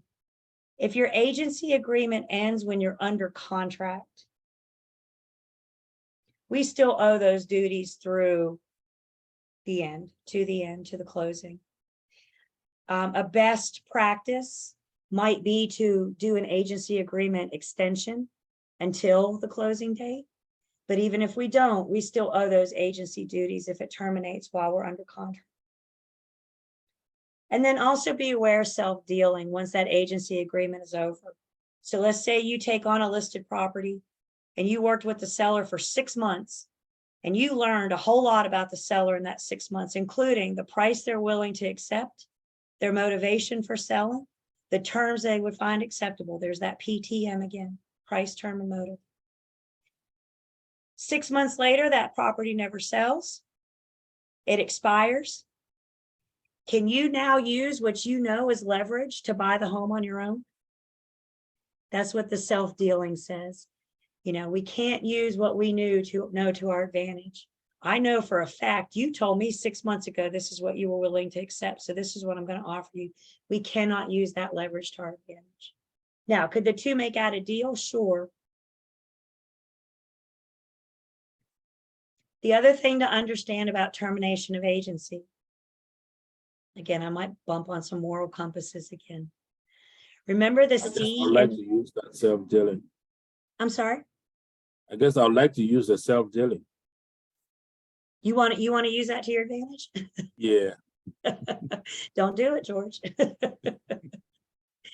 Like I said, you guys can work a deal out, but don't take advantage of the seller because you know what I'm saying? Like, I know darn well you got to sell this house or so you better take my offer. That's what I'm saying. Now, if you want to make a reasonable, fair offer, of course, but you can't use what you know about them against them after the fact. And that's what we're saying with that self-dealing. The other thing to understand, when agency ends, so does our duty of confidentiality. Now, with that being said, listen to me. With that being said, if our agency agreement expires today, that does not give me a gold ticket to run down the street blabbing your confidential information. If our agency agreement expires today, it's not going to be like, hey, everybody, guess what? They have to sell because blah, blah, blah, blah. We still have this expected duty of confidentiality. Isn't that just the humane thing to do? Guess what? There's an exception to this rule. The duty of confidentiality is expected to continue, except if you're bringing a new client to the transaction. So let's say, for example, you were the listing agent. You worked with the seller for 6 months and you could never sell their house. Why? I don't know. You could just never sell their house. 6 months comes and goes, that listing agreement expires. The seller then relists with another firm. So now a different firm has this listing.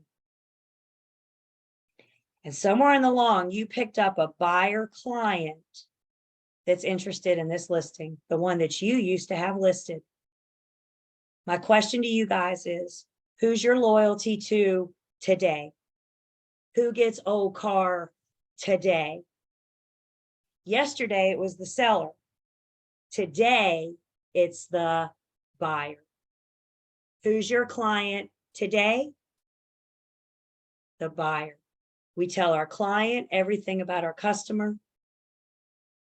We tell our customer nothing about our client. So what if, I hear you, what if your buyer client, you spill all the beans and you tell them why they're going to sell and you tell them everything there's possibly know about these sellers in this transaction, because that's your duty to your buyer client. Yes. That's your duty to your buyer client. You share everything. Then you submit an offer. Your name's on that offer.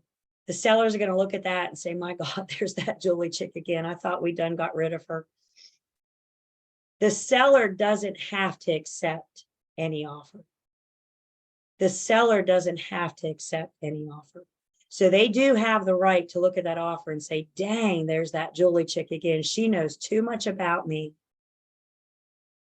I'm not going to accept. Does this make sense? That's going to be up to the seller. They know going into it, your name's on the offer. So it's not like I'm trying to hide it. I'm not going to say, Damon, sign here and pretend you're me, right? They know going into it who's going to be on the other side. I just looked up and saw you. I wasn't trying to pick on you. Does that make sense?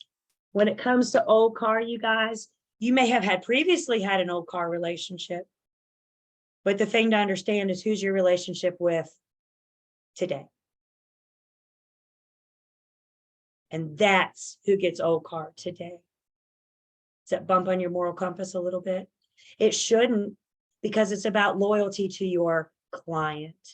They're not going to be your client for the rest of your life.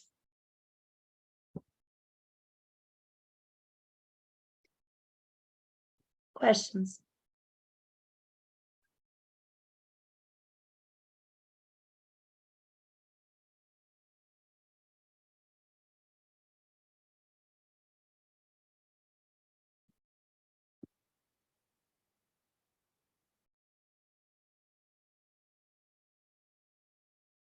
All right, then on page 152, you guys started talking about agency relationships. First off, there's a nice handy dandy chart for you guys at the top of page 153. Kind of gives you a nice little summary, a nice little breakdown of the different types of agency relationships. And you guys talked about single agency, so we're just going to do a quick refresher here.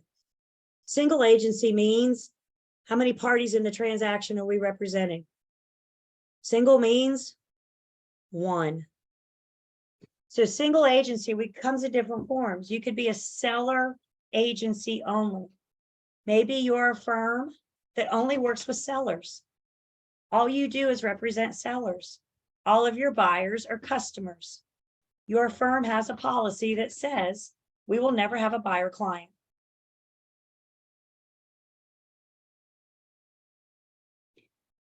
Single agency may also come in the form of buyer agency only, which means your firm only works with buyer clients. If you're not a buyer, you can't hire me. This means we're either showing our buyer clients properties listed by other firms or the for sale by owner.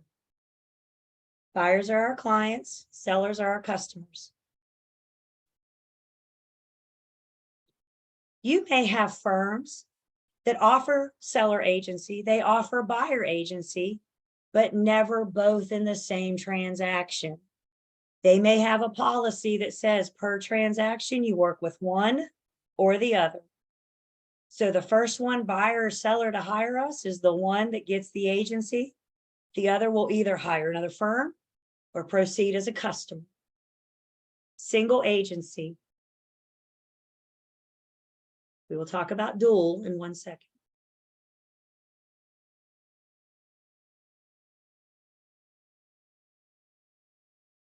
Then we have probably the strangest form of agency we have is sub-agency. First off, the prefix sub means under. Think of a submarine, for example. So when we talk about sub-agency, we're saying an agent of an agent under an agent. And I think to best understand sub-agency, we need to realize that sub-agency can take on one of two forms. Sub-agency looks two different ways. So the first way that agency can look is through the firm. Remember, whose listing is it? It's the firms. So in a sense, you guys, when one of us gets a listing, guess what? We all get a listing, don't we? Because it's the firms. Let's pretend I'm your broker in charge. Let's pretend I'm the firm. You guys all got your license and you come work for me. Welcome. It's my listing. I'm allowing one of you to act as the listing agent.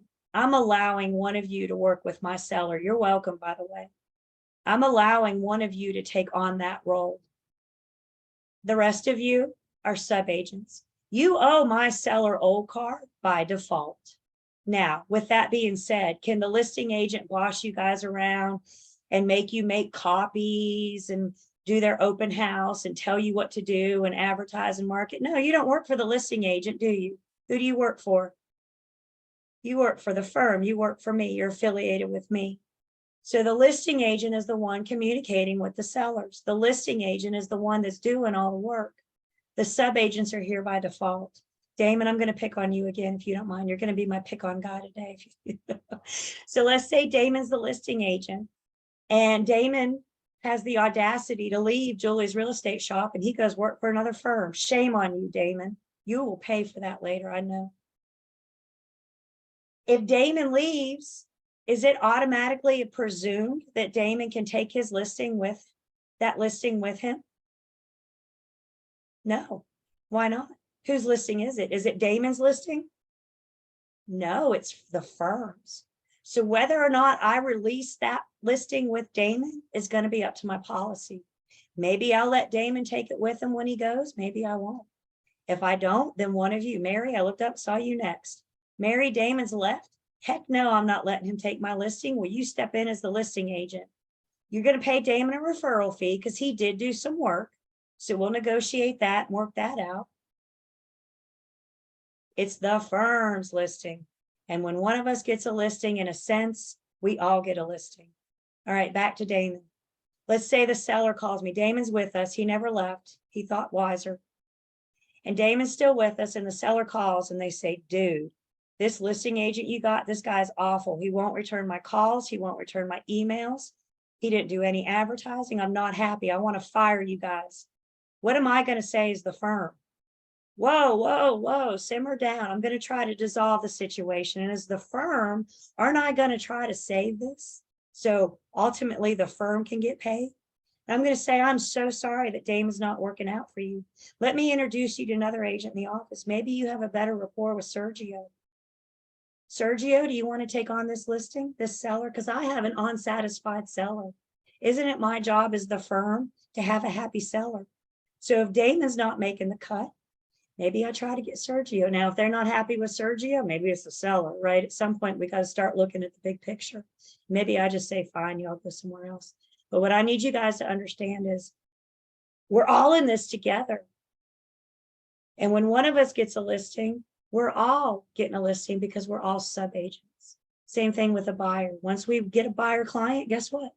We all get a buyer client because we're sub-agents of the firm. This is the first form of sub-agency.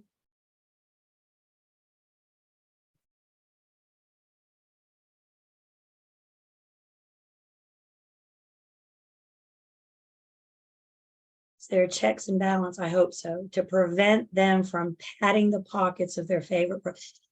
Wow, Tim, I sure do hope so. But I tell you what, if there's not, agents aren't going to stick around long. So as a firm with only a few agents that you're padding pockets, probably not going to last long. Word gets out, right? We know that. And I tell you what, it's a small world. Everybody agree with that? Social media made it smaller. Guess what? The real estate community, oh yeah, we all know each other. It's even smaller. So once word gets out, Tim, that your firm favors a couple agents, that problem will take care of itself. Julie sends all business to Sergio. She doesn't give business to anybody else. And next thing you know, when it's just Sergio and I left, you guys with me? I think things like that just kind of work themselves out. Unfortunately, we don't have a rule or a law for that. You think we would, but. All right, so one form of sub-agency. The second way that sub-agency can look. When I wake up every morning, I have a duty to every single seller that has a home listed for sale in the Triad MLS. Whether they hired me or not, I have a responsibility to every single seller in the Triad MLS, because that's where I'm a member of. And my duty is to find them a ready, willing, and able buyer. Let's think of this ready, willing, and able buyer as a three-legged stool. What happens if you kick out one of the legs of a three-legged stool? Stool falls over, right? What happens if you kick out one of the legs of the ready, willing, and able buyer? Stool falls over. So in order, my job is to find this three-legged stool, to find this ready, willing, and able buyer. And this is the duty that I owe all the sellers, those that my firm has hired and those that my firm has not.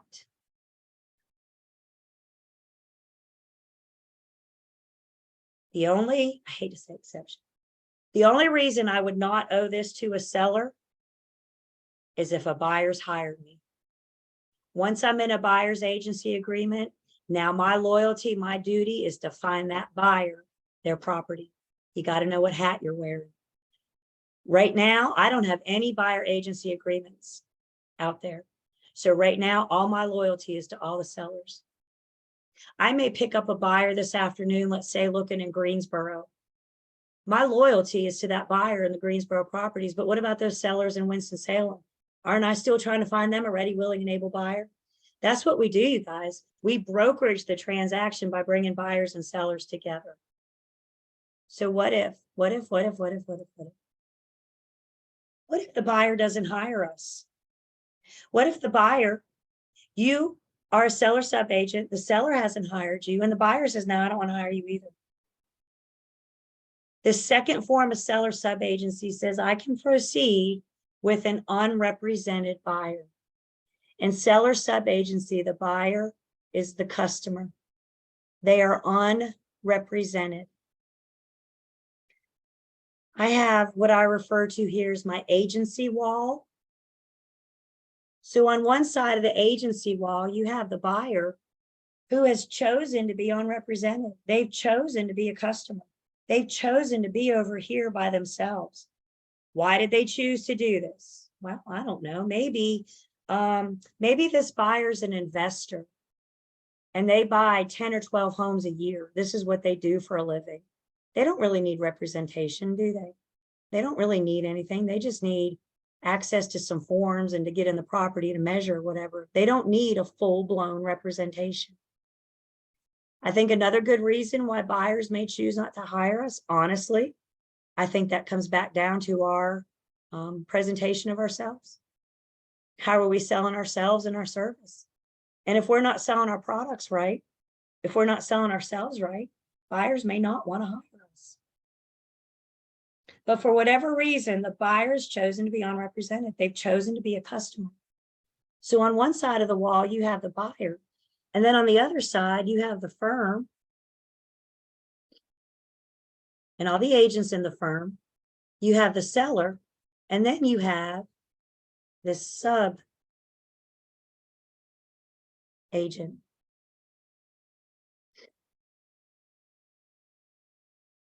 The seller is represented by the firm, by the listing firm, the one that they hired.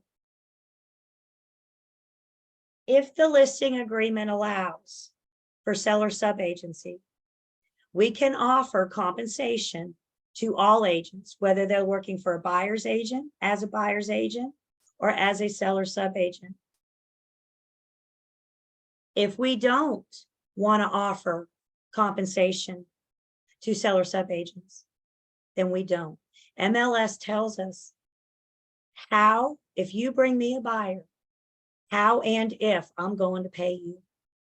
MLS has got to say, I'm going to pay a buyer's agent X amount, or I'm going to pay a seller sub-agent X amount.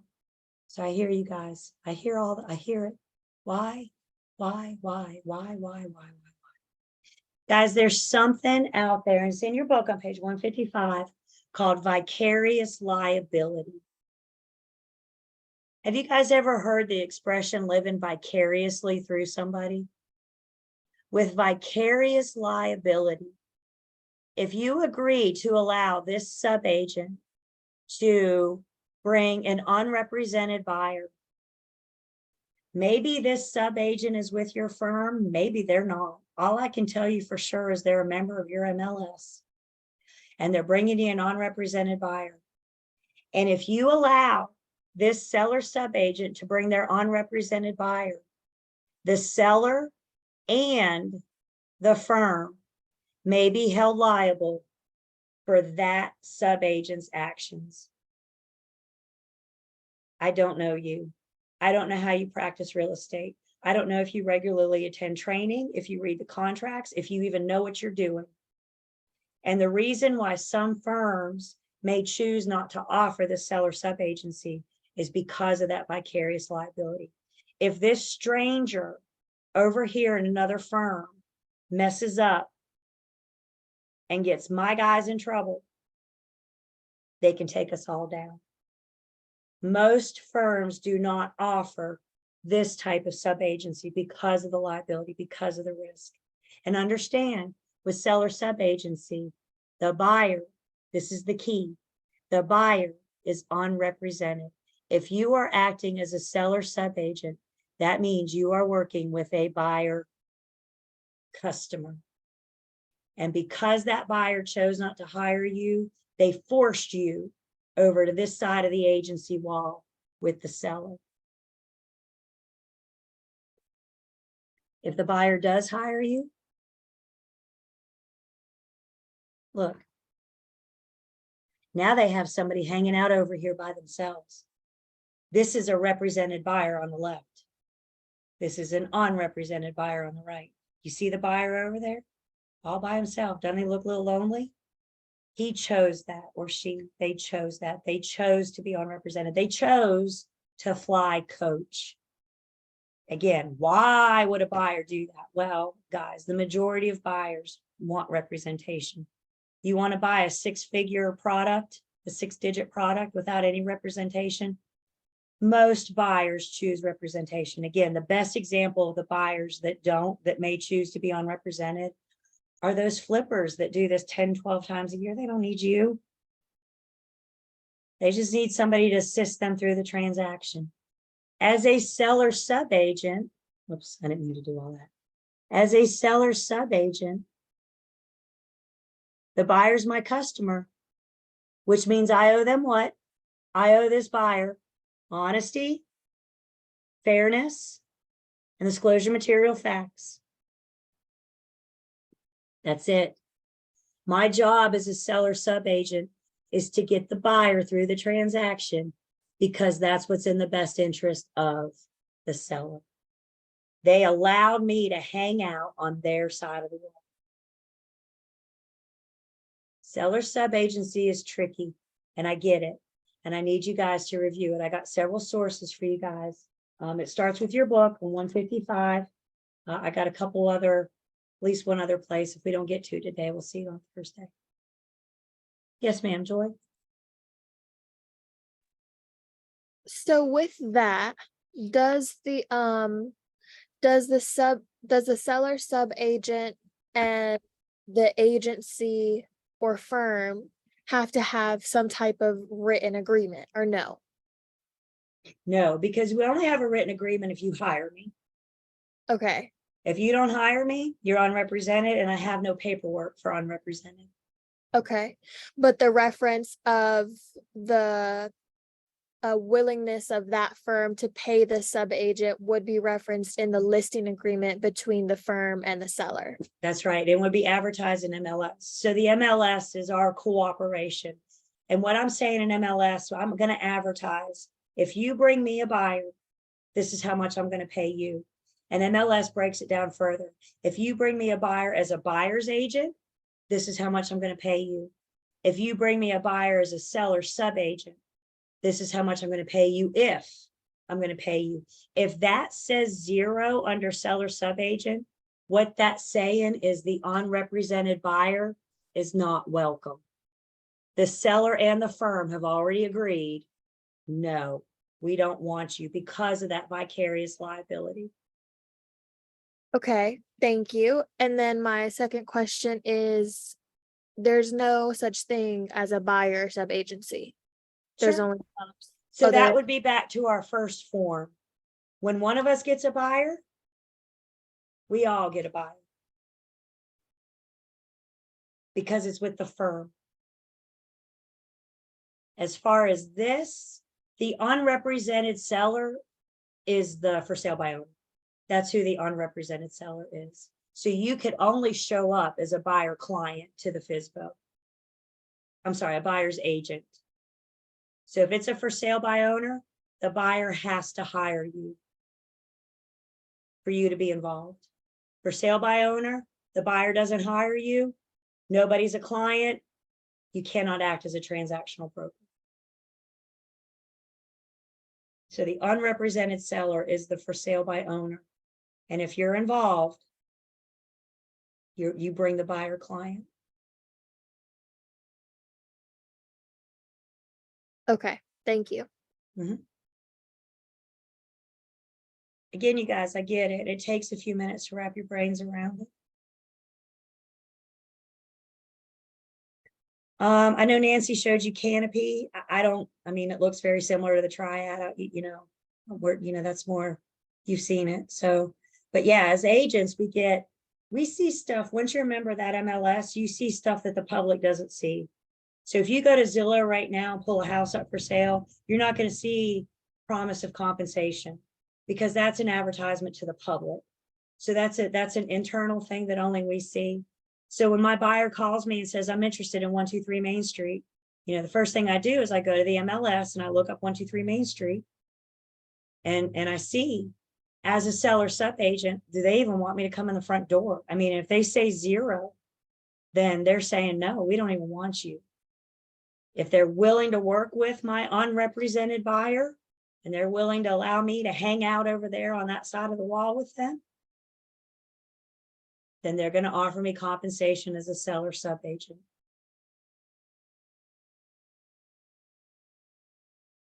I now work for the seller without being hired. Isn't that interesting?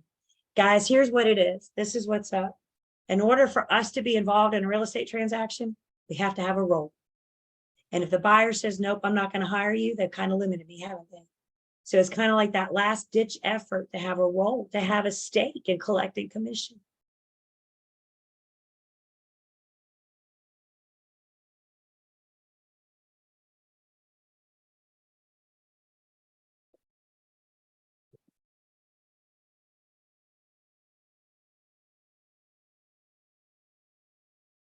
Another type of agency, something called dual agency. And I got 2 different, I guess we'll call them forms of dual agency. So let's just start with just straight up dual agency. The simplest definition I can offer you. One firm, one transaction, 2 clients. In dual agency, maybe you have one broker but working with both parties. In dual agency, maybe you have 2 brokers, one working for the client, one working for the seller, one working for the buyer. In dual agency, the brokers doesn't matter. Dual agency, this is important, is all about the firm. The firm has put themselves in a situation where they are serving 2 masters. They're serving 2 kings. Did this get really tricky really fast? Welcome to dual agency. So this is the simplest breakdown I can give you. One firm, one transaction, 2 clients, buyer and seller have hired the firm. Maybe it's 1 broker, maybe it's 2. How many customers are in dual agency? 0. I got everybody in first class, don't I? Coach is empty. Everybody's getting old car. Dual agency is what's best for the firm and the transaction. I'll put it out there. Dual agency is not what's best for the clients. Dual agency is an in-house transaction only. In-house means 1 firm. Maybe your firm has multiple locations. Maybe your firm has an office in Greensboro and an office in Winston and an office in High Point. Guess what? It's all still in the same firm. It's not about the roof. It's about the firm. Dual agency is intentionally created with informed written consent of both parties. Write that down. We're going to break that down. Write it down. Dual agency is, I need a red bouncing ball right here, intentionally created with informed written consent of just one party? No. Of both buyer and seller. So dual agency, you have the firm, you have all the agents of the firm, and we are straddling that agency wall. All of us, 50-50. I got one leg on the buyer side, I got one leg on the seller side. We are straddling that buyer's or that agency wall. I now have to find a way to give equal loyalty, obedience, etc., etc., etc., to two kings. And how does that happen? How do we possibly go about this? Something's got to give. And in dual agency, what has to give is the firm's advocacy. In dual agency, advocacy goes away. What the heck is advocacy? Advocacy. Advocacy is getting support or advice from another person to help you make a decision. In dual agency, there is no advice I can offer one party that won't harm the other. We're going to give examples in just 1 minute, so everybody please bear with me. Oops, I went too far. There is no piece of advice that I can give one party that won't harm the other. For example, you have a seller client and a buyer client. Buyer client becomes interested in your firm's listing. Buyer client looks at you and says, this is my dream home, this is perfect. How much should I offer? How are you going to respond to that? You going to tell them to offer asking price or more? Didn't you just harm my buyer? You going to tell them to offer under asking price? Didn't you just harm my seller? There is, guys, this month I celebrate 22 years in the industry, and I have yet to have an example of advice that can be given in dual agency that won't harm the other party. And that's what we have to be aware of. That's what we have to avoid. So, thank you. So let's back up. It's been a long time. So let's back up. Everybody with me? You ready to back up just a bit? One way that we can still advocate for our clients is sit down and have conversations with them when we first meet them. When I'm coming to your house to possibly list your home for the listing appointment, before we even make it available for buyers, can I have a conversation with the sellers about the things to expect once a buyer makes an offer, when we go under contract, what that's going to look like? Couldn't we go ahead and have that conversation? Same thing with the buyers. When the buyer wants to go out and show property, the recommendation is you do a buyer consultation and you bring them in and you sit them down and you have a conversation about that process. So one way we can aid in dual is to try to have these conversations ahead of time. I think this is the second time now I've talked about setting those expectations and letting everybody know up front, having these conversations, what to expect. I don't know when I first meet this seller or buyer if we're going to run into dual or not. Maybe we will, maybe we won't. I don't know. But can't we discuss these things now while we're still together? So let's walk through a couple scenarios. You are the listing firm, and your firm is called to go on a listing appointment. And the seller hires you. They enter into an agency agreement with you. You put the property on the market, and all of a sudden a buyer shows up. An unrepresented buyer shows up. How we proceed with that buyer may depend on whether or not the seller allows dual agency or not. If the seller said yes to dual, then I can proceed. I can try to create an agency relationship with that buyer. The seller said yes. If I get the buyer to say yes, do I have dual agency? Dual agency is intentionally created with informed written consent. So as long as we have the conversation, what does intentionally created mean?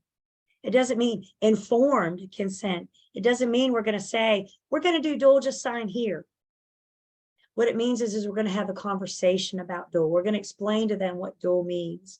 If the other side of the transaction comes in and I'm a dual agent, the advocacy goes away. This is the piece that goes away. If we get their informed written consent, we can do dual. What if at that listing appointment, the seller says no to buyer agency? Is that their right? I'm sorry, not buyer agency. The seller says no to dual agency.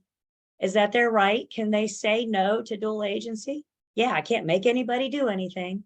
So they say, no, the reason I hired you is so you could be my advocate. Now you're telling me there could be a situation where you can't be my advocate?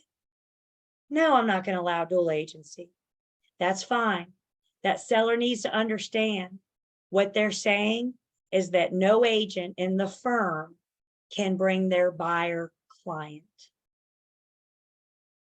Other firms can bring their buyer client, and we could bring a buyer customer. But if the seller says no to dual, what they're saying no to is all of us in Julie's Real Estate Shop, none of us can bring the buyer client. I think we tend to think of dual agency as coming with the listing first. You get the listing and then you get the buyer. But what if you've been working with a buyer for months and then all of a sudden your firm gets a new listing that your buyer's interested in? Are we running into dual? Yes. Do we have to have these conversations? Yes. Understand, you guys, dual agency is not what's best for the client.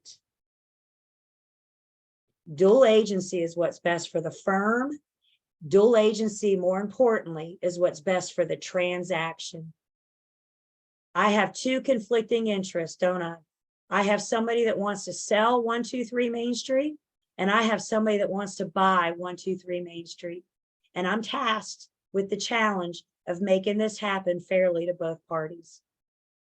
So how I proceed is my advocacy goes away. I'm still involved and I'm still helping them, but I have to take a few steps back. Does anybody like football? Watch football? Have seen a football game on TV? Okay, all right, we're familiar with football. All right, let's talk about football for a second. When you're watching a football game, can't you look at the field and see clearly that there are two teams on the field? These guys have their white and black jerseys. These other guys have these kind of red maroon jerseys. Can't you look at the field and see that there's two teams? Let's call these teams. One team is the seller, another team is the buyer. Prior to dual agency, pretend that dual agency doesn't exist for a second. Prior to dual agency, the agent and the firm's role is to act as the coach. We're standing on the sidelines. We're shouting material facts. We're shouting opinions and suggestions. We're offering advice to our team to get them through the game, aren't we? May they be our seller client or our buyer client. When we get into a dual agency situation, our role changes. Their role stays the same. Seller's still selling and the buyer's still buying, right? It's my role that changes. And when we get into dual agency, I can no longer be the coach. I have to become the referee. Is the referee still an important part of the game? Is the referee still making sure everybody gets to the end of the game, following the rules and the laws and doing everything that they're supposed to? Is the referee still involved? Yes. Is the referee telling the players what to do? I know, except the Patriots referees, da, da, da, da, da. But other than that, right? Insert obvious joke here. But for the most part, the referees are not given advice, are they? And that's what happens in dual agency. Our role changes. We can no longer be the coach. We can no longer shout advice. And in order for us to become the referee, we have to intentionally create dual agency with informed written consent of both parties. Both parties have got to know what's going on. Now, your agency agreement, spell it out for you really nice. I got a couple other sources I'm going to show you guys as well too, because y'all know by now I'm a big fan of providing you materials to help you wrap your brains around it. And these are materials from the commission to help the consumer understand dual agency. So I think it's going to help you guys understand as well. And I will get there. So see, I got a couple questions. Let me address those. The firm is the agent. Because remember, in dual agency,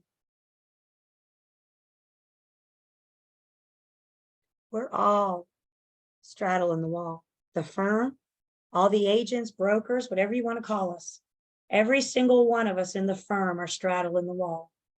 So in dual agency, it's about being the referee, whether or not you're the listing agent, the sub-agent of the firm, the BIC, well, I don't care.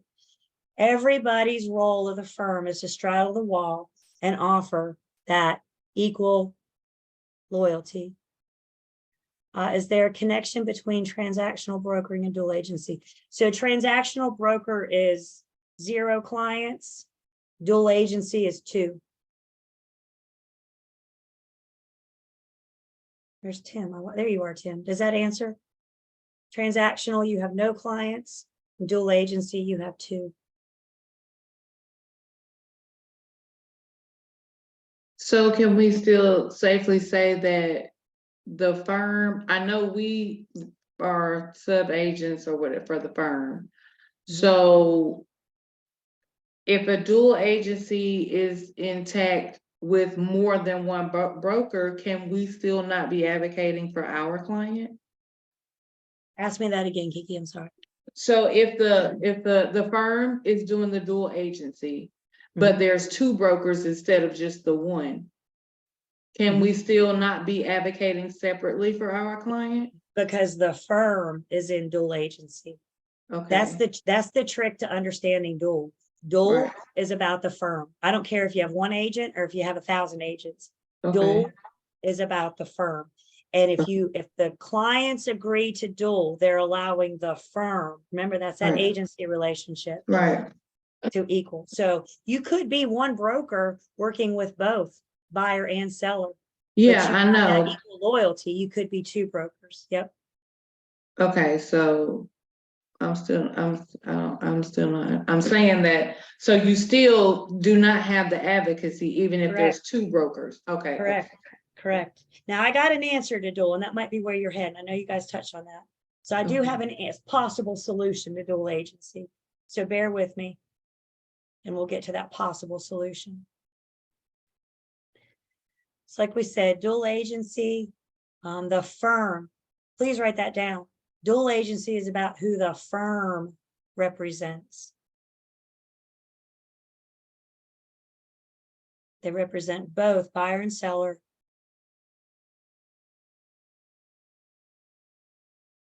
Informed written consent of both parties.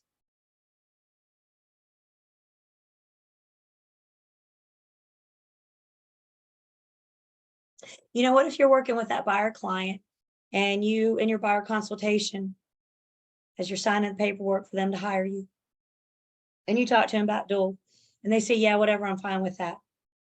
Now, as a buyer's agent, are you free to show them anything in the MLS, even if your firm has it listed? They said yes to dual, assuming the seller has said yes to dual. As a buyer's agent, can you show them that listing? Yeah, everybody has said yes to dual. They have said, yes, we will tolerate, we will accept this type for the transaction.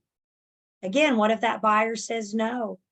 The buyer needs to understand. Don't just say, okie doke, no dual for you. If the buyer says no, they need to understand what they're saying no to. If the buyer says no to dual, what they're saying no to is anything that your firm lists. Any listing that, not just you, but any listing that your firm has. I need you guys to understand dual agency is a phone call away. If you have a sign in the front yard with your phone number on it, or you have a buyer client that's interested in something that your firm has listed, it's that fast, you guys. You could be a sole practitioner. How many brokers in a sole practitioner? Sole means just one. So if you're a sole practitioner, you be a dual agent, and you're the only agent. What if you're some of these firms? My goodness, I think last I heard the Keller Williams and Cartersville have like 400 and something agents. It's a lot of agents. What if you look at your seller and you say, there are 400 agents just in my office. I don't even know how big the Keller Williams firm is, that franchise is. I don't know how big that is. But even just 400 agents. Seller, if you say no, you're saying none of these agents can bring their buyer client, because it's about the firm. It's the relationship between the client and the firm and what the client will allow the firm to do. So dual agency is intentionally created, which means it doesn't just happen by accident. With informed, which means we have a discussion, we have a conversation, and we eventually have to get written consent of both parties. We need to pause here for a break. Hang on to your questions. Please hang on to your questions. Like I said, we got that solution to dual agency, so we'll touch on that when we get back from break. So let's take 10. We come back, we'll finish up dual and designated, get clear on that.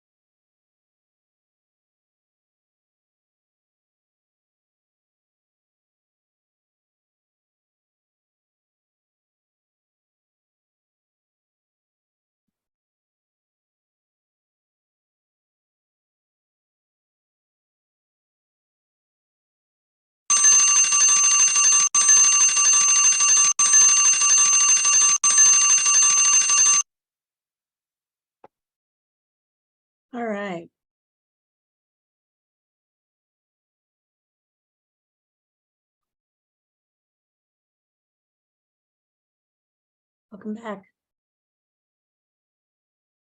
I am. Attendance. Let's jump back in here. Okay, so dual agency.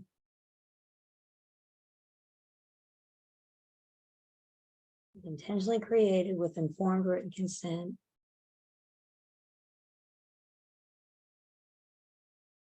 As we said earlier, Tim, I'll get that in just 1 second. As we said earlier, undisclosed dual agency is never allowed. Undisclosed agency, there's your violation, there's your license law. Why is undisclosed dual agency never allowed? Because dual agency is intentionally created with informed written consent. So we can't just start acting like a dual agent without the parties knowing that we are a dual agent.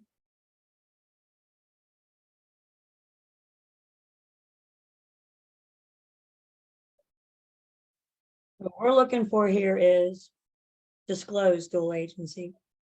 It's purposely created with intent.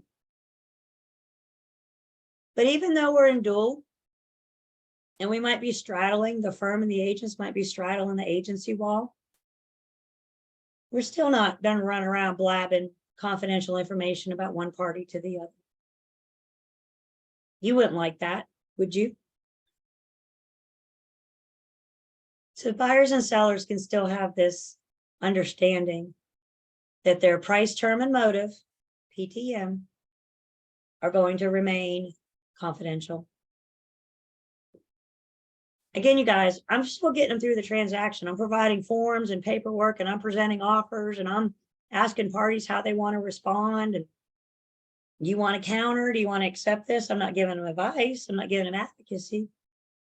I'm helping the buyer get through their due diligence, which we'll talk about. I'm still involved. It's not like I'm hands off. Okay, I quit. I'm still involved. But now it's like my focus has changed more from advocacy to the transaction than the client. So a great question comes in. What would be the benefit of dual agents from a seller standpoint? There's not much benefit to the parties, is there? As a matter of fact, they're losing something, aren't they? They're losing that advocacy. How we might sell it, though, you might ask. Again, what if you're with a firm with 1,000 agents? Your seller may not like the fact that you can't show them anybody, can't bring their buyer client. Sellers generally want all the buyers, wherever they can come from. They want all the buyers because they want the best possible offer, right? So the thinking with the seller is the more buyers I have, the better chance for a good offer, high offer I'm going to have. And honestly, guys, if we're doing our job right and we're properly explaining this, they wouldn't want dual agency, would they? Because I'm telling them. And I get it, you guys. Look, I get it. I get it. Some of you have sent me your introduction. Some of you have not. But some of you have sent me your introduction. And I love your introductions because you guys almost always say, I want to help people achieve the American dream. I want to help people with home ownership. This is why I want to get into real estate so I can help people. So here we are babbling on and on and on about helping people until hit the brakes. And now all of a sudden I'm saying, nah, you can't be an advocate for this person because they allowed us to enter into dual agency. It gets tricky. It gets fast. Some agents will tell you, myself included, I made the decision when I got into sales that I will never be the one agent in a dual agency situation. I made that decision for myself. A lot of agents will tell you the same thing. We just don't want to get ourselves in that sticky. It's sticky enough with 2 agents within the firm, but it gets really sticky when you're one agent, dual agency. But guess what, you guys? Your tests are not going to ask you what you're going to do. Your tests are not going to ask you how you're going to conduct your business. Your tests are going to ask you what does license law and commission rules say? Can you be a dual agent? Can you offer equal everything except for advocacy to buyers and sellers? And the answer is yes. It's funny to say this, but I almost need you guys to get out of your way, out of your own way.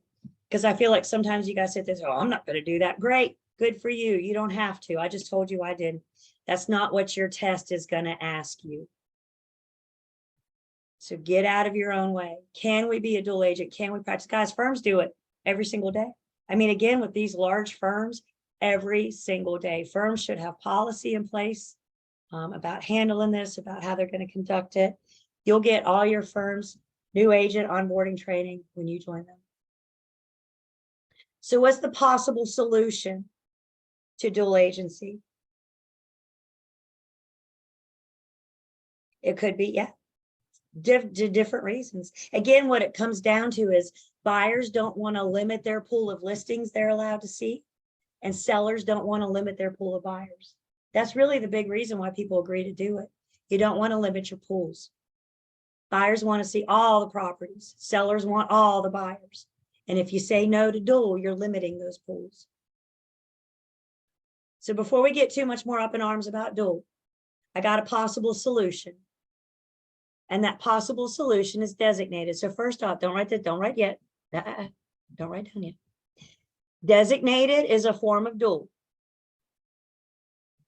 I can't have designated if I first don't have consent to dual. So step one, we get consent to dual by both parties. If both parties agree and the firm allows designated, the firm practices designated, then we can take that to designated and we can offer it a step further. And the only thing that changes in designated is a form of dual. So it's still one firm, one transaction, two clients, nobody's a customer. But now in designated, there's always two brokers. Again, please, please, please, please, don't assume that designated is going to happen. The firm has to allow designated. So first off, why would a firm not allow designated? Remember my sole practitioner? How many people are with sole practitioners? One. How many people do I need for designated? Two. Can a sole practitioner offer designated? No. All right, what if? What if we are a two-man show? It's just you and I in the office. We're the only agents and we do everything together. We go on listing appointments together. We go on buyer consultations together. Could we offer designated? Probably not, because we know everything that everybody's due. So there are reasons some firms just don't want to deal with it. There are reasons why firms may not offer designated. So first off, never assume. Do we all hate that word? Never assume that a firm is going to offer or has offered designated dual agency. How designated looks different. Remember our agency wall? We had the firm and all the agents straddling the wall. Sorry, this is our dual agency wall. No, and the seller, and the seller. So we got the buyer on one side of the wall, and we got the seller on the other side of the wall. The firm and all the agents are straddling the wall. This is dual agency. So what does designated look like? If the firm allows it and both parties agree to it, designated dual agency, the broker in charge is going to kick one agent off the wall. And they're going to allow that agent to work exclusively with the buyer. And then the broker in charge is going to kick another agent off the wall. And they're going to allow that other agent to work with the seller exclusively. Where are the firm and the rest of the agents? Do they get kicked off the wall? They're still straddling it, aren't they? Everybody else is still in dual. Dual does not go away in designated. Dual does not disappear in designated. But in designated, one agent has been designated to work exclusively with the buyer, and a different agent has been designated to work exclusively with the seller. These two agents might as well proceed as if they were with two different firms. You see, they got that agency wall separating them. Everybody else is still straddling it. But these two agents in the same firm have been designated, and they might as well proceed as with their two different firms. So guess what comes back? Now I can advocate for you. Now I can tell you how much to offer and what I think you should do and give you advice on this and tell you everything I know about this buyer and seller. Mary, I see. I'll get you in just 1 second, please. Okay. In order to be kicked off the wall, the parties have to agree to designated. The firm has to offer designated. But the other step that the broker in charge has to take is to ask, before they kick this agent off the wall, they have to ask them, do you know anything confidential about my seller that could harm them in this transaction? And this agent says, I don't know this person. Great, I'll kick you off the wall. And then they go to this agent and they say, do you know anything about my buyer that could harm them in this transaction? And that agent says, well, I mean, we're in the same PTO and our kids play soccer together.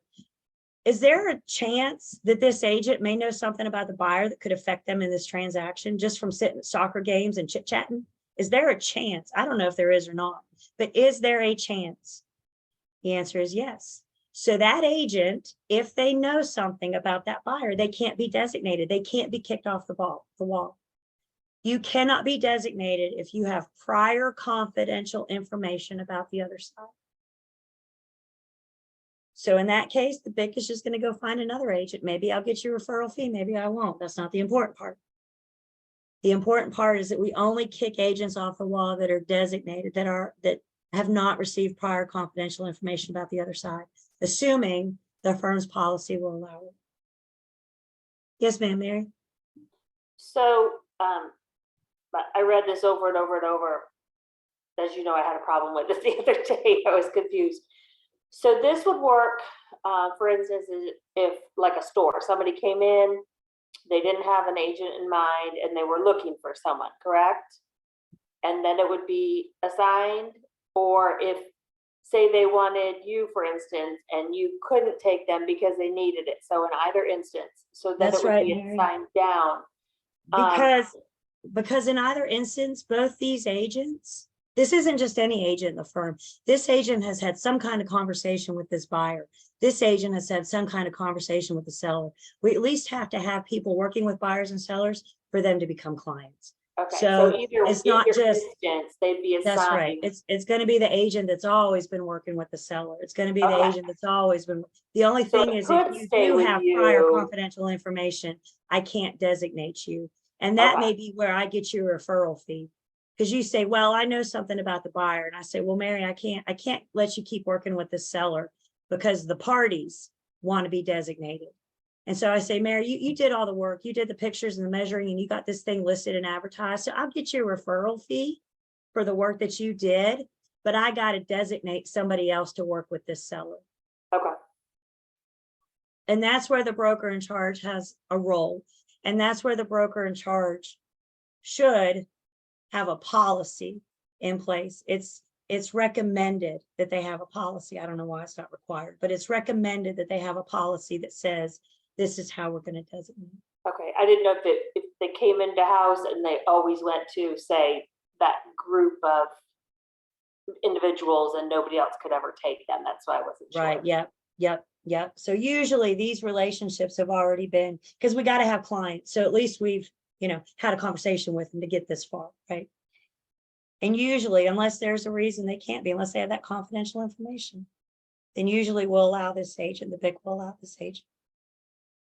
Understand, this is so important to understand. Designated is optional. The firm doesn't have to offer it. I don't want you guys to assume when you're taking these test questions, you need to see the word designated to know that designated is offered. Stop assuming, stop reading into the question. We have to have everybody's permission to do dual first. If either party says no to dual, designated is not an option. I have to have 2 yeses to dual. Again, the written policy is recommended.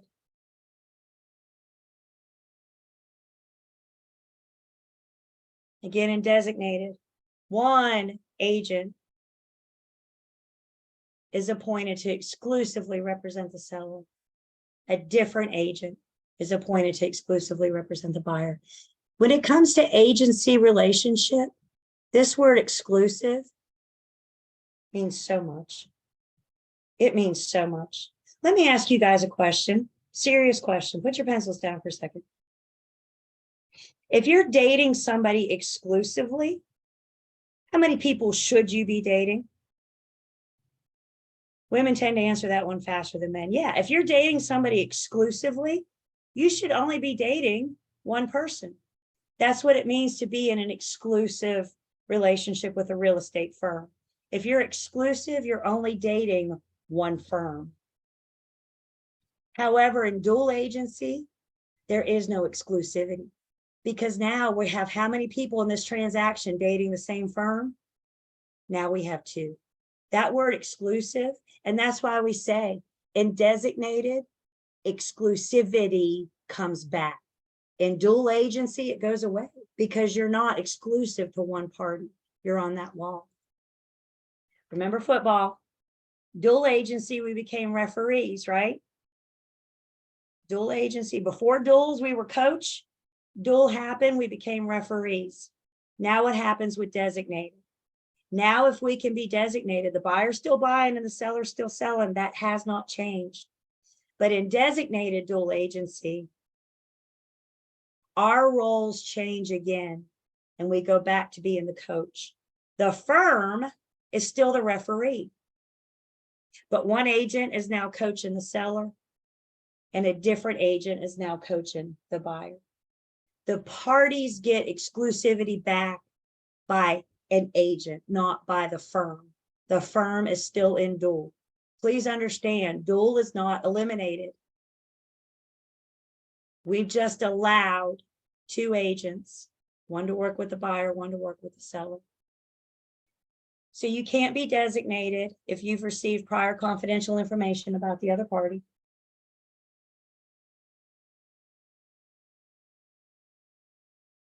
And there's one more big no-no to designated.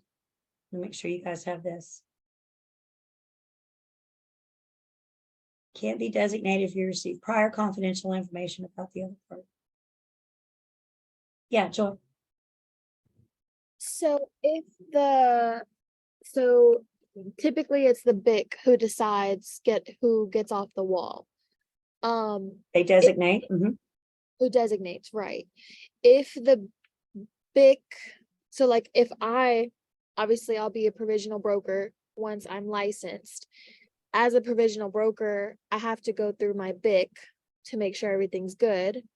With that being said, if that's the case, I'm assuming you can have a provisional broker with designated dual agency. However, how does that work? If a provisional broker goes to the BIC to say, what do you recommend I put this offer in on this house, where another agent from our same firm is representing the seller?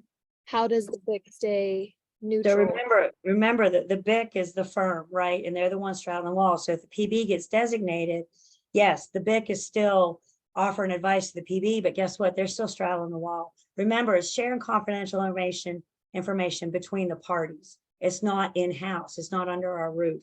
I can only not share information between buyer and seller. So we could talk about the buyers and sellers. Okay. So can the BIC help the PB? Sure, because that's their job. That's what they're there for, is to help you guys get your clients as a provisional broker through that transaction. Got it. Okay. Just That not. takes me to my next point. That's a great segue, Joy. Thank you. The Okay. other big no-no in designated agency, and guys, this is probably the #1 problem topic in Unit 7. The provisional broker cannot be designated opposite of their broker in charge because of the exact same reason that Joy was just saying. How can the broker in charge be kicked off one side of the wall and the provisional broker be kicked off the other?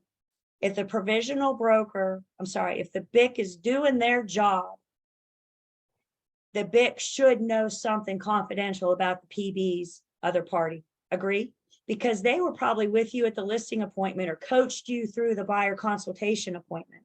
So if the BIC's doing their job, they know something about the PB's client. And because of the nature of that relationship, the BIC and the PB can never be designated opposite of each other. The BIC and the BB can be in dual. Yes to dual, no to designate. Any other relationship is allowed to be designated. Any other relationship can be designated as long as you haven't received prior confidential information about the other side. So back to the broker in charge. Maybe they're not helping a PB. Maybe they also assist full brokers too. Sometimes full brokers need help. Would it be in the BIC's best practice to allow themselves to be designated? Maybe not. I mean, some BICs do sales, some BICs don't. There's no rule that says that they can't. And if you do have a BIC in sales, the firm may not allow them to be designated. But again, your test is not going to ask you about this firm's policy. Your test is going to ask you about commission rule and license law. Can the BIC be designated opposite a full broker in their office? And the answer is yes, as long as they haven't received prior confidential information about the other side.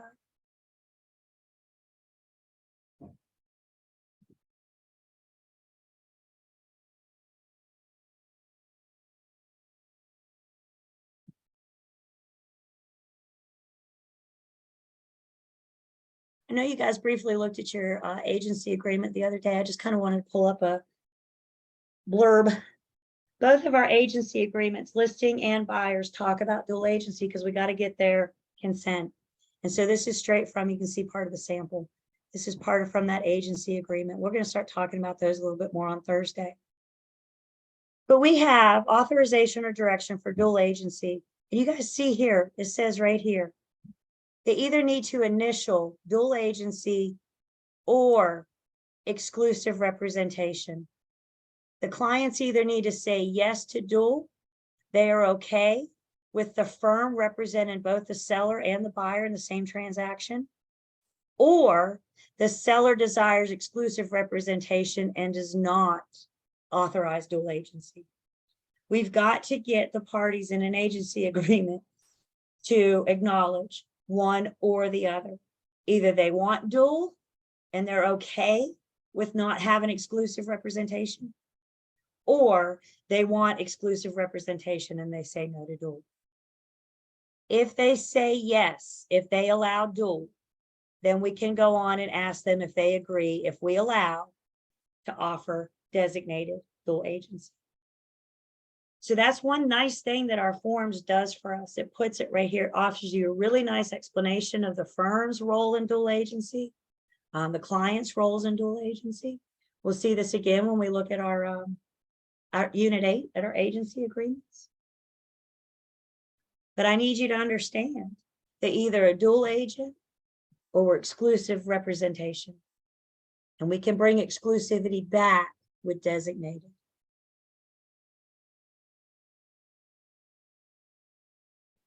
Again, you guys, mull over it. I know it's a lot. And this is part of what I envision us spending most of our time on Saturday in our pop-in, is refreshing on agency. So this gives you guys a few days to, think it through. Like I said, please do not never think that agency is a one and done, because the last thing it is just that. If you are sitting here right now going, dual agency, got it, you just didn't do it right. I need you to go back and review it again. I need you to read it again. I need you to go back. You need to visit this over and over and over and over and over again, which is part of the reason why I want to do Saturday as well, so we can fine tune some of these questions. Y'all have your piece of paper with Julie written on it, so you know what questions to bring to me on Saturday. Just an important note in your book on page 163. There's some important points about dual and designated. I think that does a nice job to summarize that.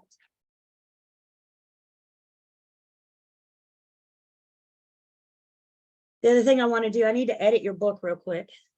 You guys see back on page 162? You see situation number 2, situation 2 on 162. Everybody see that? Cross it out. It's incorrect and it's confusing. I will address it on Thursday, but I don't even want you guys to look at it. 162, situation 2. Just cross it out. We will address it.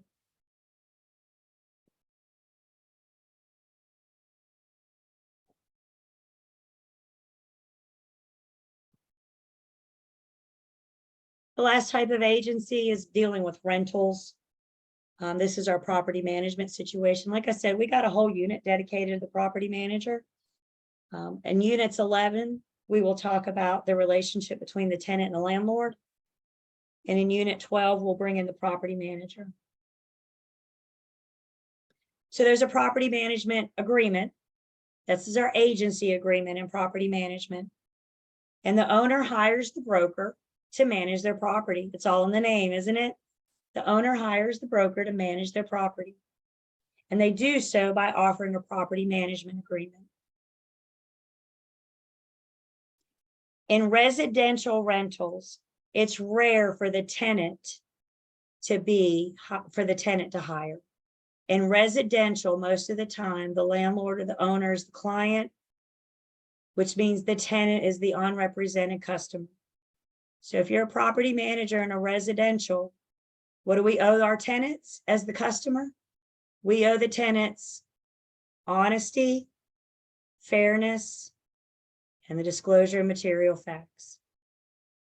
Commercial, you might see a tenant client. Those transactions tend to be longer, lengthier, more involved. Is anybody thinking commercial? Maybe a couple of you. Good. We need some new commercial agents. A lot of people run away for it because it's a lot more work. You can make some good money in commercial. You just got to be willing to tough it out. Typical residential transaction can close. I can have you closed in a month and a half, 2 months, easy. Commercial, we might be under contract for a year. Just a totally different process. We don't do much in commercial in this class. You'll get a little bit more in post-licensing. But really from commercial, it's about learning from the experts. So if you're thinking about commercial, I recommend networking and meeting a good commercial licensee that you can buddy up with. That's the best way to learn the commercial business. Anybody think about property management? Some of you guys are like, no, I hear you. I hear you. Maybe a few of you. Residential sales tends to be the most common reason we're here. All right, so probably the last little piece, I think, of Unit 7 is to talk about our working with real estate agent disclosure. And I won't get through this discussion today. So we'll know where we need to pick up on Thursday. I'll talk about what Thursday looks like before we leave. But I want to start this conversation. I want to go off PowerPoint. And I just want to go straight to the form because the form explains so much about working with real estate agent disclosure. So first off, we're in the online learning system. And on the left-hand side, when you look under the Unit 7 material, you see the working with real estate agent disclosure. And I have 2 disclosures. We have one for the seller and then page 2 is for the buyers. So we're going to go through this form. We're going to talk about it and then we'll bring the PowerPoints back up again. We'll finish this conversation on Thursday. In a real estate sales transaction, when we first meet a consumer, we have a duty to disclose our agency status. This is a consumer form. This is not about the client or the customer. I just met you. But if you show interest in the property, if you show interest in the transaction, I have a duty to disclose my agency status. And this is what this form does. So a couple of things here. This form is required for use in all sales transactions. And yes, sales does include residential and commercial. So shake your head, yes or no. Do we need to do the working with real estate agents for lease transactions, for rent transactions? The answer is no. We do them in sales transactions only. Again, we got 2, page 2 down here is for the buyers. It starts with a big important notice to the consumer. Says this form is not a contract. Signing this disclosure only means that you've received it. Working with real estate agent disclosure does not create agency. I'm going to say that again. Then actually, I'm going to come up here. I'm going to point to it. The working with real estate agent disclosure does not create agency. It's in no way, shape, or form a contract. All it is a disclosure. What are you doing when you're disclosing something? You're telling it, aren't you? So what am I disclosing? I'm disclosing what it's like to work with an agent. I'm not creating agency. Maybe I will, maybe I won't. But at this point, we're disclosing that agency status. So it's not a contract. Signing it only means you've received it. In a real estate transaction, it's important that you understand whether an agent represents you. That doesn't specify which agent, does it? That just says an agent, any agent, if anybody represents you or not. Agents are required to review this form with you at first substantial contact. We're going to spend some time talking about first substantial contact. First substantial contact before asking for or receiving confidential information. So before our conversation switches gears, we got to disclose our status. I got to let you know where I stand. Guys, here's the deal. We can talk about the property all day long, all day long. First substantial contact hits when we start talking about the people. And particularly, what information am I asking for or receiving that would alert me to do my working with real estate agent disclosure? There's our PTM again, price, term, and motive. Before we have these conversations about price, term, and motive, we need to make sure that we do this disclosure and they understand our status. So we're required to go over this form with you before asking for or receiving your confidential information. The agent has to give you a copy of the form after you sign it. We're just doing this for your protection. This is what this form is really about. Consumer, do not share any confidential information with an agent or assume that an agent is acting on your behalf until you have entered into an agency agreement to represent you. Otherwise, the agent, check it out, can share your confidential information with others. We're warning them up front. Y'all, this is what I know about people. Y'all know people. Anybody ever worked in the public? Restaurant, retail? Anybody ever worked with the public? They're a good time, aren't they? Guess what? We're still working with the public, but now it's the added stress and emotions of buying a house. Have we seen the public get bent out of shape over a steak or a sweater? Add zeros to that. Now we have the emotional level of a dang house. Did emotions just go up? Did everything just, you better believe it did. And what we know about people, it blows my mind. People will talk. Have you guys ever had a random person come up to you in the mall or the grocery store and just start sharing their life story and you're going, who the heck is this person? Why are they telling me everything there is to know? I guess I have a trusting face. I don't know, but yo, come on, you know? This is what we as agents need to be on the lookout for. People will talk. We always need to be on alert for that first substantial contact. People may come into your open house. We can talk about the weather. We can talk about baseball. We can talk about we can talk about the property. Did I learn anything substantial about the client when you tell me the weather's nice or you like baseball? Did that do me anything for you in this transaction? No. But what if you come in my open house and you start talking about, man, I got to buy because we're relocating and my wife is pregnant. If I can get a house before she has a kid.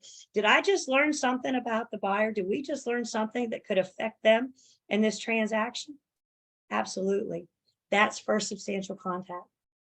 The rule says we're supposed to do our working with real estate agent disclosure before first substantial contact. That would be in a perfect world.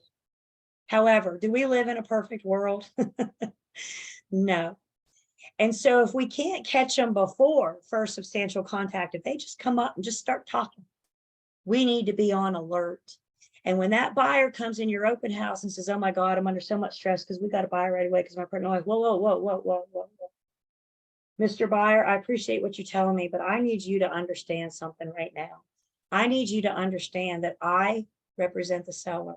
And whatever you tell me, you might as well be talking directly to the seller because the seller's my client. You're just a consumer at this point. The seller's my client. Who gets that confidentiality? My seller. And they need to understand that. Sometimes we have to interrupt them, you guys. And look, I get it. I was raised that it was rude to interrupt people. Anybody else? Rude to interrupt, right? In this case, it's rude to let them keep talking. Because if you let them share their whole life story and then say, yeah, well, if you make an offer, I got to tell the seller everything. How do they feel right now? They feel a little deflated, don't they? They feel like they've been taken advantage of. And that's why if we can't stop, if we can't control first substantial contact, times that we can control first substantial contact, we can control it at the listing appointment. I'm just sitting down with the seller. I know I'm going to start asking a lot of questions like, I don't know, why are you selling? What's wrong with your home? What's broke? Don't we want to disclose our status before we have these conversations? Same thing with the buyer consultation. I know I'm going to hit first substantial contact. Where do you want to buy? How much do you want to pay? Why do you want to buy? I know it's going to happen. So sometimes I can plan for first substantial contact.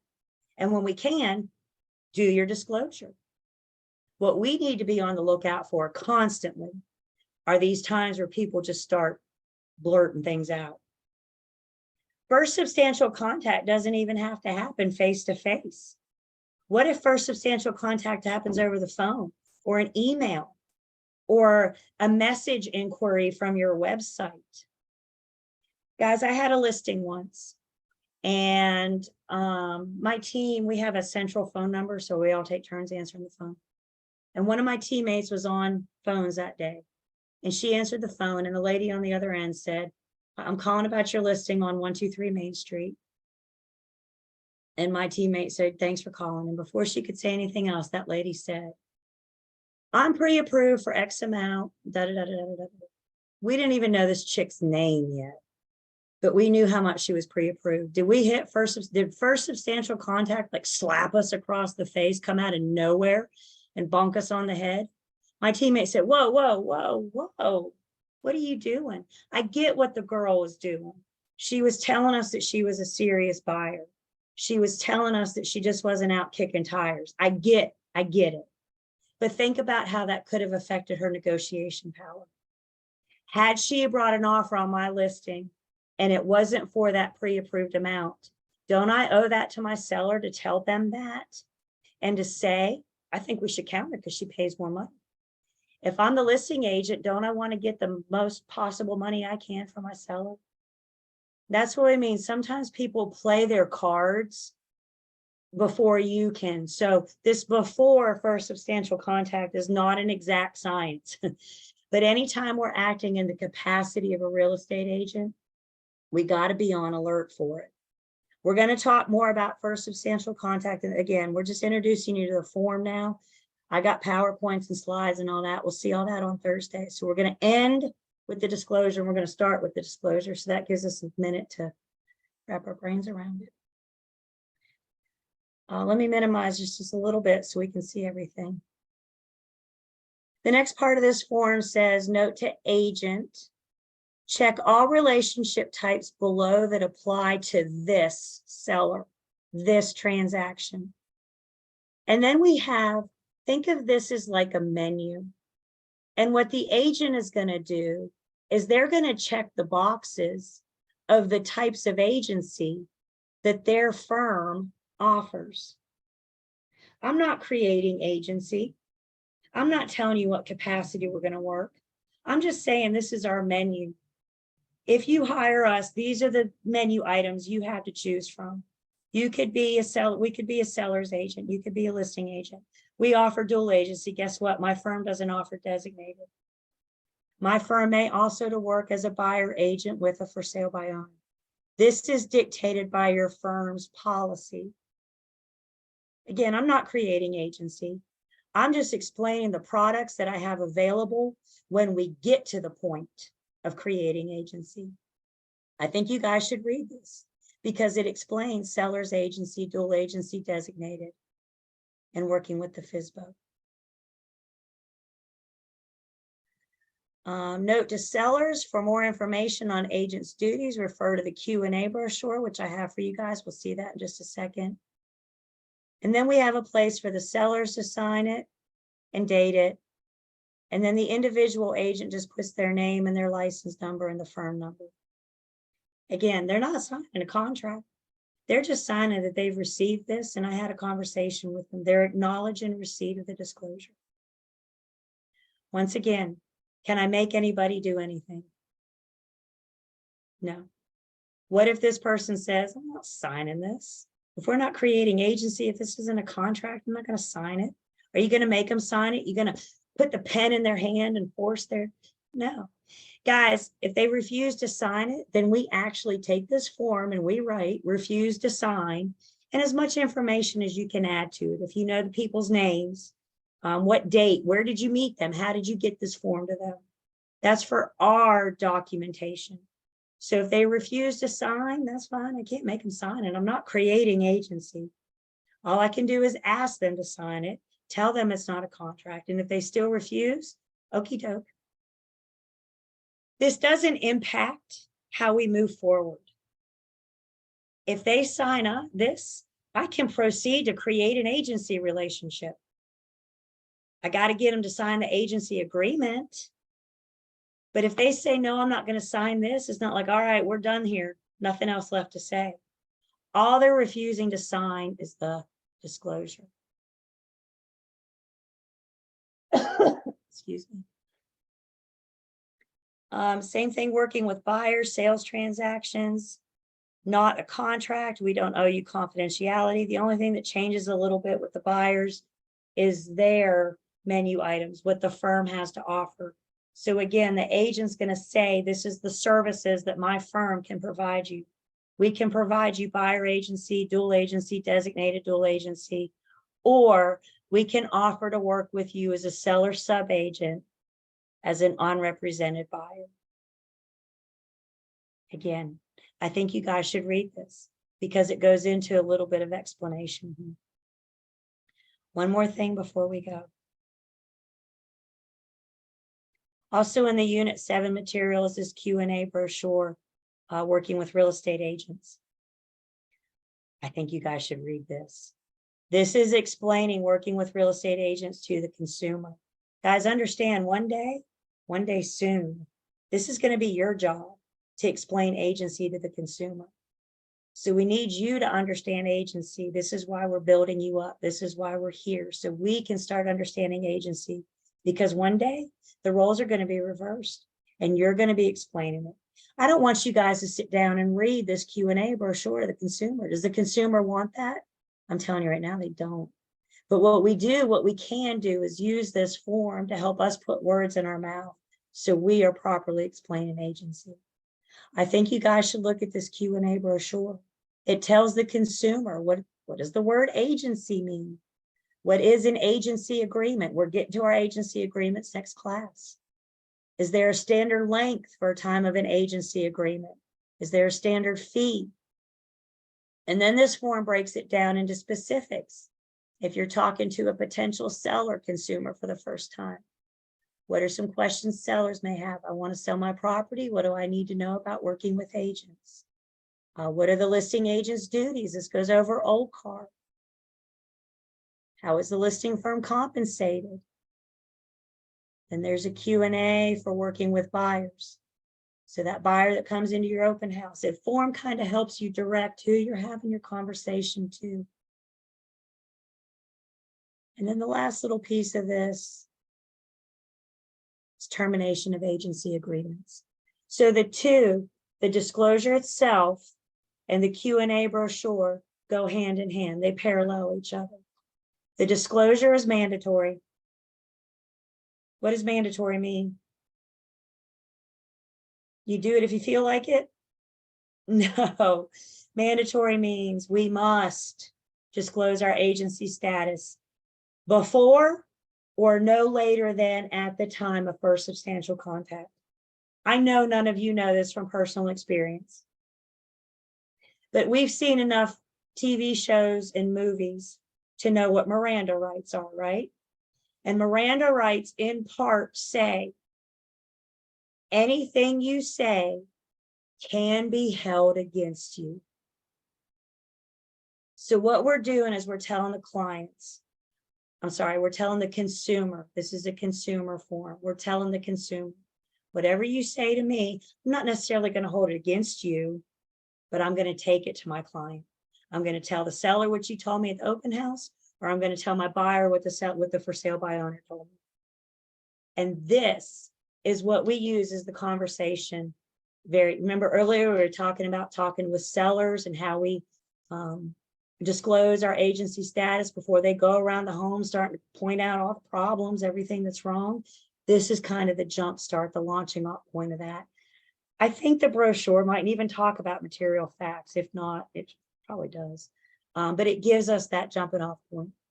The disclosure is mandatory. The Q&A is optional, but it's a really nice compliment.